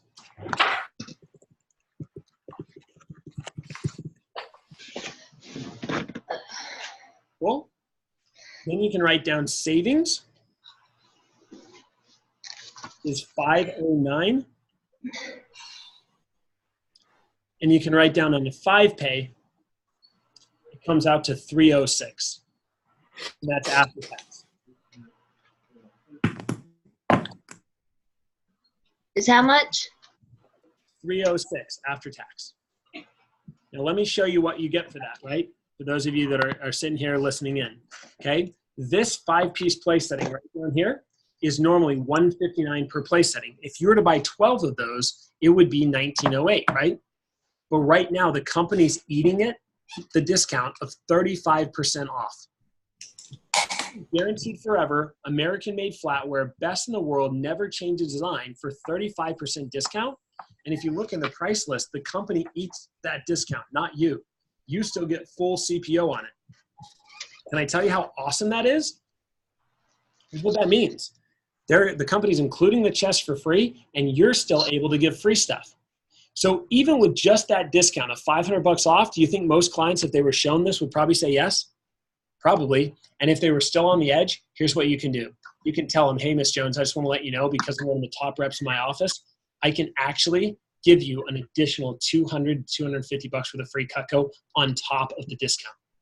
So can I show you what most of my clients like to do? They like to get this 6-piece serving set for free. It's $256. And even though in the picture it looks small, they're serving spoons, so they're really big, and they're also guaranteed forever.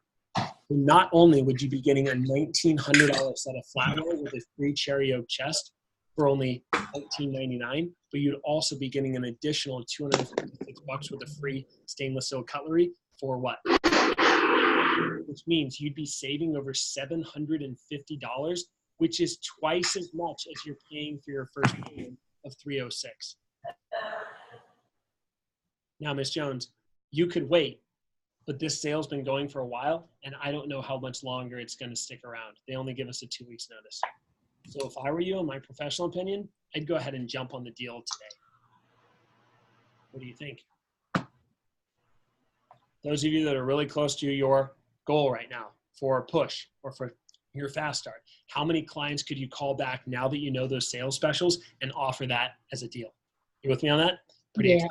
So hope that helps you out with selling some more flatware. Now you know the numbers, now you know the math. And if you take this price list, I want you to see, I'm going to go back into the sales special and the thing that I emailed you. For those of you that got the email, all right, that one does have the old prices in it. And those of you who have this yellow packet, that also has the old prices in it. So cross that out. This is not the accurate price list for cookware. The new price list is on your Vector Connect website. You can download it. But what this does have is a price comparison. And if you flip it over, let's look at price comparisons for cookware. Okay? I don't know if you've ever been to the state fairs, but this was from last year. And check this out. If you wanted the chef set, look at this. The normal price is over $17,000 on one of these sets, right? I need to remember I'm on the Zoom. Pretty crazy, right? And they'll sell it to you for only 10 grand.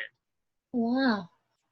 You ever known how much actual high flatware or high quality costs, right? If you scroll down, even some of these starter sets, look at the starter set right there, right? On the next page, if you flip it over, you'll notice the starter sets, they're still $2,500. And they'll sell it to you for, right, or normally $2,700, they'll sell it to you for $2,400, or normal price $3,800, sell it for you for $3 grand. Somebody is making way too much money on these deals. Does that make sense? So you definitely want to make sure that you promote those, you show them off, and you talk about them as cookware price comparisons. If you flip forward one more page, the next page you'll see is going to be this guy here, the flatware price comparisons. Look how much high quality flatware costs from Williams-Sonoma and other stores, right? $1,300, $1,700, $2,500, $3,200, and you don't even have a safe way to store it. All of our flatware is cheaper, and we give you free stuff, and you can do payment.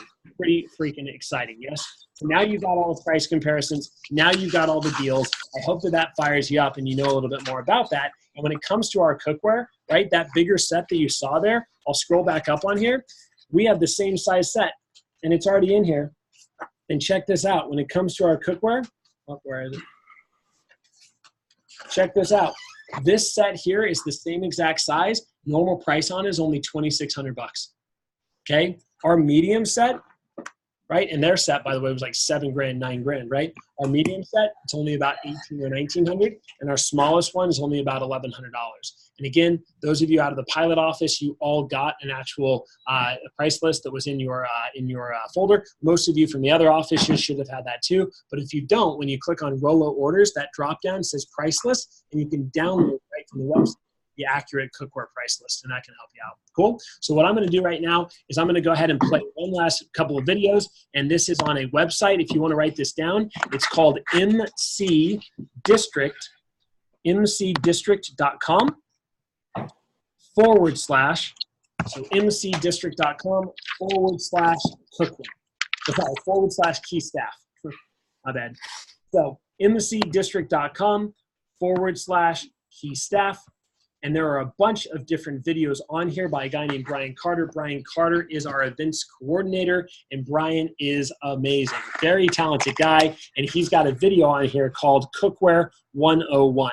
So I want you to look at the top page 14, bust out your notes. We're going to watch his video on this. It is already preloaded as a link to YouTube, and I hope that those of you watching my screen can see this. Can I get a thumbs up that you can see the Cutco cookware? You guys can all see it. Sweet. And as this loads, this will kind of be our wrap up. I'll give you a couple of contests, and we will finish up from there. So, here you guys go. Introduce you, or better explain to you, one of my favorite Cutco products, and that's actually going to be our high quality waterless cookware. Now, obviously, people know it's best for the kitchen knives, but a lot of people don't know that cookware, pots and pans, that's one of our legacy items. We've been making our cookware since the 40s or 50s. It's the same American-made quality. It's covered by that same great forever guarantee, fantastic pricing, and really just best-in-class products that we have available. It's just that a lot of people are not as familiar with it. So I'm hoping today over the next couple minutes to get a chance to tell you a little bit more about what we have to offer and what makes that Cutco cookware, I should say, so unique. So a couple things just to share right off the top. You're going to see that it's high quality stainless steel cookware. And we chose stainless steel for a couple different reasons. Now, some people use different materials for their cookware.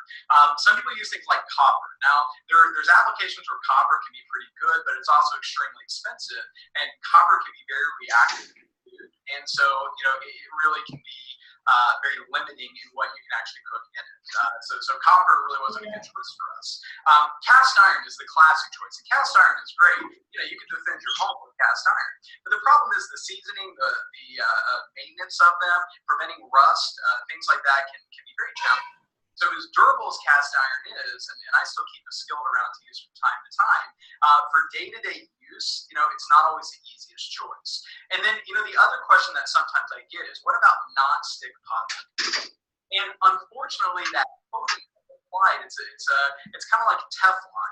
That same thing that helps it slide off, well, unfortunately, those chemicals over time will chip and peel off. They can even leach into your food. In fact, there's a lot of countries that don't allow the use of that type of coating for things that will come in contact with your food. So for us, from a health perspective, from the point of the guarantee, we felt like that wasn't the best option. And so that's why we chose this high quality stainless steel. Now, a couple things to know about stainless steel. Stainless steel on its own is not the best conductor of heat. And so it's not going to be as efficient when you're cooking. And so what we did with Cutco is we have a 5-ply construction. Stainless steel on the outside, stainless steel on the inside, with 3 layers of aluminum that make the core that goes all throughout it. The benefit of aluminum is that it's going to be, it's one of the best conductors of heat. That construction, that aluminum wraps all the way around it. In fact, even the lid is a 5-ply construction. And so what we're able to do is cook at a lower temperature in less time, and also helps eliminate hot spots if you have kind of an older stove or range like I do at home. Okay? In fact, once I put the lid on there and I start cooking in this, it's going to create a vapor seal. I'll show you what that looks like in just a second, but that's going to allow it to transmit heat so efficiently that literally your food cooks from the bottom up, the sides in, even the top down. I always tell my customers it functions as much like an oven as it does anything else. In fact, I can actually take our skillet. This is wild. The skillet is awesome. I use this thing all the time. I can take our skillet and I can bake a sheet cake on the top of our stove using this skillet. Because again, it transmits heat so effectively from every direction. It really does operate, think more like an oven. And so there's a lot of benefits that go along with that. But to kind of give you a better idea, I just want to show you what that vapor seal actually looks like. Got a little bit of water here.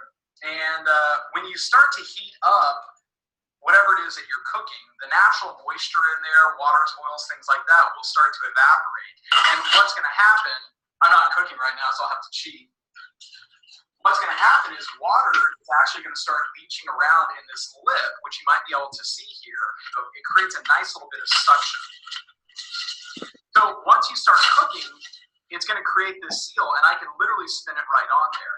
And what that's going to do is hold in the moisture, the flavor, the nutrients. So there's so many benefits to waterless cookware. If you're not familiar with that term, waterless cookware is just going to allow you to cook things a little bit quicker, a little bit easier. But the big thing is maintain more of its flavor, more of its texture, and it's just going to do a much, much better job for you. In addition to that, stainless steel is incredibly durable, it's dishwasher safe, and it's non-reactive to food. So it's tough, it's effective, it's attractive, but most importantly, it's going to allow you to cook in less time and really prepare better meals. A couple things that you're going to want to know when you do cook with a waterless cookware system. Now, I want to be very clear. You don't have to change the way you cook to enjoy Cutco cookware. You can use this the same way you use your traditional pots and pans. But if you're open to a couple of different ideas, I think you'll find that it's quicker, it keeps a lot more nutrients in it, it's a lot healthier, and it's just better overall. You're going to heat up your kitchen less, you're going to use less energy, and you're going to produce better food. So we have a lot of resources we make available to our customers, recipes, some great videos online to kind of walk you through some of the subtle differences and nuances. But the basic idea is this. When I cook carrots for my sons, my two boys, Noah and Asher, if we cook carrots or vegetables, they love raw carrots. I do too. But as soon as we cook them, they get mushy, they lose flavor, they lose texture. And so this great thing that my kids would normally eat, they're just not feeling it all of a sudden. And so we put salt, or we put vanilla, you put oils, you put sugars, you put all kinds of things in there just to make it palatable. And the reason why is with that process of boiling things in that scalding hot water, you're losing up to 30% of the nutritional content. You're breaking down enzymes that you need from your foods. And so when we make those carrots with the waterless cookware, and let's be honest, any of you guys who know me, when my wife makes these, because she's the cook in the family, she'll literally take the carrots or green beans or broccoli or whatever it is she's making, rinse it under the sink, and the amount of moisture that clings to it, that's generally enough to cook it. That's really all you need to do. You put the lid on, medium to low is all you need to know. You never really get this above medium because it conducts heat so efficiently, it's unnecessary. And in fact, if you have a gas range, I doubt you ever go above one. Okay? So when you do that, though, what happens is that moisture starts to evaporate, but because of that seal, it all stays in there. It's not quite steaming, but again, it does work much more like an oven. And you're going to get this beautiful color, this beautiful texture, this beautiful flavor. Think about when we make coffee. All right? When we make coffee, we take these great beans from the earth, and what we do is we put scalding hot liquid through that beautiful thing that we got from the earth. Okay? Once it's done, what do? We literally take that liquid, because all the flavor, all the caffeine, love caffeine, all those nutrients and flavor have leached out of it. And what's left is this pulpy mess of just coffee beans. It's grinds, it's useless. We throw them in the trash. Okay, but when I make those carrots for my kids, what do? Boiling, scalding hot water, and then I feed them that pulpy, gross mess of orange, mushy carrots, and then like that liquid, I dump it down the garbage disposal. Again, you lose up to 30% of the nutritional content when you boil your foods like that. And I mean, the reality is the healthiest person in my house is my garbage disposal. He's the best fed. I want to show you here, I've got a carrot and our peeler, and if I take this peeler and I just kind of shred this carrot a little bit. By the way, if you don't have our Cutco peeler, it's insane. Hopefully you guys can see this. And what I'm gonna end up with is just kind of these little fine pieces of carrots, just to be able to show you here real quick. Now, if you're still following along with me on that example where we use the coffee, I'm just trying to get something that's kind of small and compact here. Now, we'll do another video on how to use your chopping knives and chef knives, but the basic idea is you rest the tip on the board, tip never leaves the board, you just rock with it. Nice and easy. Good chef knife is such a time saver in the kitchen. Instead of having to break out a food processor, I can just real quickly dice, chop, mince, any of those jobs in the kitchen. So, here's what's gonna happen. I've got my chopped up carrots right here. It's weird lighting there. And I'm gonna put this in just a cup with some water in it. And then I want you to imagine that we were actually making this, like we were putting this in boiling, scalding hot water. Well, I want to show you all here in just about 30 seconds of kind of lukewarm water what actually happens here. And it's kind of intense. Just like the nutrients are coming out of those coffee beans, or at least the flavor, maybe nutrients, maybe I'm flattering my morning daily is happening here. And again, instead of scalding hot water, this is just a little bit of lukewarm water. I don't know how long carrots do the traditional means. I've had waterless cookware in my house for 10 years. But just from agitating this for about 30 seconds, if we take this now and I pour this here in this cup, I'm making a mess as usual. Okay? I don't know if we can see that really well, but it's straight orange. And I think you guys can hopefully see that. That was literally about 30 seconds of lukewarm water. So you can just imagine what you're doing to your foods when you do boil it in that scalding hot water. Again, there's just no options out there. I can just tell you the knives, as great as they are such an important tool to have in your kitchen. You use them a lot. But the cookware, I think, more than anything, really does lead to a genuine lifestyle change if people get excited about it. We do have several different set options, and we get a chance to show that to you. But what you're going to find is that within the marketplace, we're much, much cheaper than the big competitors like Saladmaster, KitchenCraft, All-Clad. I've got a sheet here that has Williams-Sonoma's All-Clad. That's the best-selling brand there.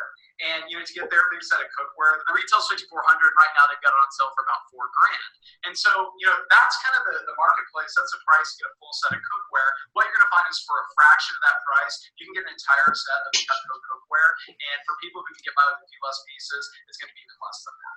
So if you have any questions, please reach out. We're going to be excited to tell you a little bit more about it and just further share some of the benefits that you guys could have and your family could enjoy with the Cutco cookware. You can't beat American made, you can't beat forever guaranteed, you can't beat dishwasher safe, and you're always going to make the right call when you do business with Cutco. So thank you for your time. We appreciate you, and we can't wait to see you next time. All right. Thoughts, questions, concerns on that? A bit more? Cool. You guys like that? Mhm. All right. Good. So hopefully that makes a little bit of sense before where is it? Where am I? Oh, here we go. All right. Let me see if I can get this back down to a normal size. Back down to a normal size. All right. That is good. I actually have one question. Go ahead. Is our cookware also forever guaranteed? It is. Everything Cutco makes is guaranteed forever. So it's impossible to avoid the warranty, and no matter what, you always get the warranty and the deals. So very good. Yep. Great question. All right. Any others on that stuff? I also have a question. Yep. So I was calling people today, and there's 5 people in a row that I called that all own Cutco, and they did not want to do an appointment. Yep. I don't know what to say then. Yeah, I think that if you look over your scripts in your manual, page 24, or if you look at your scripts in your manual, page 29, there are responses to I already own Cutco. I think the first thing is to compliment that. Hey, that's awesome. How do you like it? Awesome. How long have you owned it? Great. Well, I'm doing it just for the practice, plus I get credit and paid anyway. And I love doing demos. So even if I just come over, cut the penny, cut the rope, and we smile real quick, it'd be great to see you anyway. So do you think 4 or 6 works better for you? And it's just dodging the comment, because it doesn't matter if they already own Cutco, right? You're not just doing this to sell Cutco. You're doing this to get experience. Also, the benefits that come from that, when you get a Cutco owner, they always have recommended Cutco to other people, which means now you get into a lineage of more Cutco owners, and you can always get more leads off of that too. So I think it's just being more confident and role-playing those scripts. Cool? All right. Yep. Yep. And sometimes there's nothing you can do, right? It's like, you know, it's not going to work that way. So, all right, guys. Well, in your notes, I'm going to give you a few last assignments. Did we learn a lot today? Yes or yes? All right, good. You glad you came? Yes or yes? All right. One last thing I have not taught you that I should have is buying Cutco samples. If you didn't know this, this is awesome. I'm actually going to share my screen one last time. Even if we're 2 minutes late, it is worth it. Those of you who would like, and you become Cutco nutso, and you become Cutco, you know, kind of nerds, here's what you can do. So you can actually, oops, this is weird. All right, let me go online here, and we will go to vectorconnect.com. And by the way, what we're going to do is we're going to go online to vectorconnect.com. We're going to be able to show you how you can buy Cutco samples. It's pretty sweet. So I know a lot of you already won your Cutco prizes from your Fast Start. You're pumped on it. Your managers is pumped on it. If you've not ordered those, get them ordered ASAP, and we will ship them free to your house address. Tell your manager to put it on 2-day shipping. We can take $7 out of your paycheck and get it to you way faster so that you have all of those deals. I do want to show you right over here. Everybody watch. You can click on this little button up here, and if you click on Rollo Orders, you can go down here to see where it says non-customer orders. So you can click there, and you can click buy Cutco samples. If you've never done this before, this is awesome. So if you click that button, you can only buy one of these in your entire career. Alex, you and I look great together here. But you can go down here and you can check this out. So see what it says right here? You can get a can opener for $10. That's your kit. You can get an ice cream scoop for $10. You can get the bypass printers. We talked about those. You hooked them up with your client on the Homemaker last night, $30. $40 or something for a client, right? Now you can only buy how many of these? Once over a lifetime. Now you could buy one of everything, right? But you can only buy them one time. Check this out. If you want more of the storage sheaths for your knives, you can buy those. $15, you get 5 different ones for your different knives, right? Okay. If you want some stainless flatware to add to the stainless fork that you've got, well, you can buy that for $25. You get a fork, a teaspoon, and a table knife, all to show off to your clients. Those of you who did not win the Homemaker in your Fast Start, check this out. You can buy the rest of the pieces in the Homemaker for $159 from the company. Now, you can only buy those how many times? Once, but it's pretty cool. And then as you hit promotions, more stuff starts to pop up. So once you're over 6K, obviously that's why you see it on here, you can now buy the gourmet set for $165. That's an $800 set of knives. It comes with a Hardy slicer, vegetable knife, Santoku, boning knife, and the cleaver in a roll-up. So if you just made a fat check, right? I'm thinking about some of you, you're like, I made $1,000, right? Dude, invest $100 in your business. That's a tax write-off. You own it forever. It's brand new Cutco. And think about how much easier it is to sell Ultimates now if you have all of that stuff, right? You can buy a sample pan with cookware literature for $78. So now you have cookware to bring on your demos.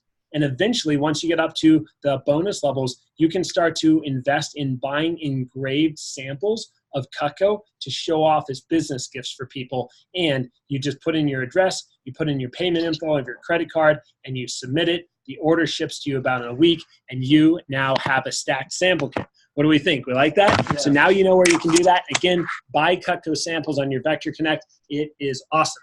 In your notes, to wrap up, your assignments. Number 1, take action. Knowledge is not power. The application of knowledge is. And I appreciate you guys for sitting here with me for 3 hours. I hope that I made it worth your time. I promise you that I would never, your manager might be a jerk, but I would never waste your time, right? If you ask me to go ahead and sit down with you, I will always make it worth your time. I might not be the easiest or the nicest coach, but man, I can definitely get results. Make sense? So here's the deal. Don't learn all this and then not go and apply it. What does that mean? Focus on demos. You have 8 days left for you guys to win this push. We have samurai swords, katana blades, right? You have an opportunity, 3K to get on stage recognized, right? And if you're in the top 15 new business reps out of 24 offices, you are winning a samurai sword and a katana blade. If you're not signed up for the conference on next Wednesday, right? Exactly 8 days from now down in Dallas, Texas, get signed up. If you're signed up before tomorrow night, you can still do a 2-charge, $18 charge on your paycheck this week, $18 next week. You're getting a Hardy slicer worth $144 to go. It is well worth it. Make it happen. Get down there. And for anybody that's on your team that is not signed up, get them signed up. Tell everybody that they got to go, right? Because if they miss an event like this, they are going to miss out. I'm writing the agenda right now. There are already 5 reps that are Hall of Famers. You know what that means? It means that the company gave them a gold ring. It has 11 different diamonds. Mine only has 3 rubies because I'm only Court of Honor, but I'm going to be Hall of Fame soon. And the crazy thing about that, right, is that means they've all sold over $1 million worth of Cutco personally. These guys are making 6-figure incomes, and some of them are on their way to becoming millionaires through knife sales. They're going to be on the agenda teaching you all kinds of top-level tips about how to do what they do, how to go advanced with our company, and how to take it to the next level. You'd be insane not to go.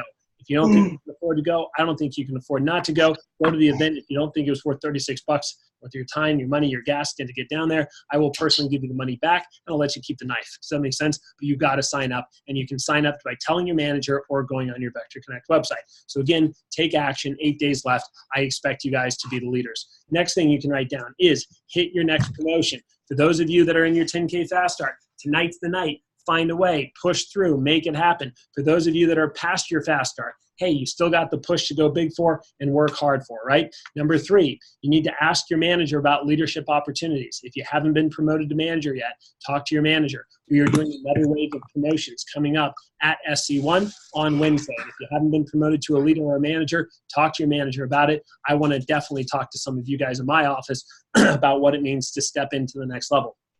By the way, AMIT is a 2-week trial program. You try out management a little bit for 2 weeks. We try you on as a manager for 2 weeks. And if it's a good fit, we keep doing it. If it's not a good fit, at least we test the waters and you go back to being a top rep. Does that make sense? There's nothing to lose, everything to gain. All right, next big one is Contest. The only thing better than Cutco is what? Free Cutco. Free Cutco. So anybody that's on this meeting right now, right, and only people on this meeting, the first person to sell a signature set, an ultimate set, or a flatware or cookware set, right? And the flatware would be the flatware chest or a cookware set. You all have my number. I texted you. I invited you here, right? You're going to text me the moment that you close it, and I will buy you any free piece of Cutco that you want. Now, it's not everybody, right? It's the first person. And you have an expiration date on this contest by this coming Monday. So by this coming Monday, if nobody's sold one of those things, nobody wins the deal. But the first person to sell an ultimate, a signature, a flatware chest, or a cookware set, automatically free piece of Cutco of your choice. Now, I do want to share this with you guys, okay? An upgrade to an ultimate or signature does not count. It's got to be an actual new set. Does that make sense? The first person to sell one of those, you win a free piece of Cutco. But you got to text me. You got to let me know, and I'll order it for you. I see a lot of glares right now and eyes and some signs of you. I'm going to get this now, right? So if you have a demo right now, it could be today, it could be tomorrow, but text me for sure. And by the way, if you don't win the contest with me, I would call your manager and say, hey, if I sell one this week, will you buy me a free piece of Cutco, right? Because your manager definitely gets discounts and can hook you up. Other than that, guys, congratulations on being targeted. I know it was a bit of a longer meeting at times, but you guys got to understand that you just made one of the best decisions of your entire life when it comes to Vector, about growth, about learning, about getting the fundamentals down, and just mastery of the basics. Keep working hard. Don't get complacent. There's a lot of summer left. And if you're sitting here right now over 3,000 in sales this early, I need you all to make sure that you guys go after a big summer like winning a scholarship. And please bust out your phone, jump on GroupMe, and post your biggest takeaway to your office GroupMe before you forget. I need you guys being the leaders and the promoters, right? The walking, talking advertisements of how cool SLDM is. And the next SLDM that I'm going to be running is on July 9th, right before we go into the SC2 push. Cool? So if you guys can bust out your phones, jump on a GroupMe right now and post your biggest takeaway. If you don't post, I will cancel your rep number and you won't be able to sell Cutco ever again. I just gave you 3 hours of my time. Bust out your phone, go on your office GroupMe, post your biggest takeaway right now. Don't forget, or I cancel your rep number. All right, that was on recording. Good. Well, thanks, guys. I had a great time. I appreciate it, and have a wonderful second week of push. Second week is always bigger than the first week, and can't wait to see you guys perform. Can't wait to see you guys on the stage being recognized. Talk to you soon. Yeah.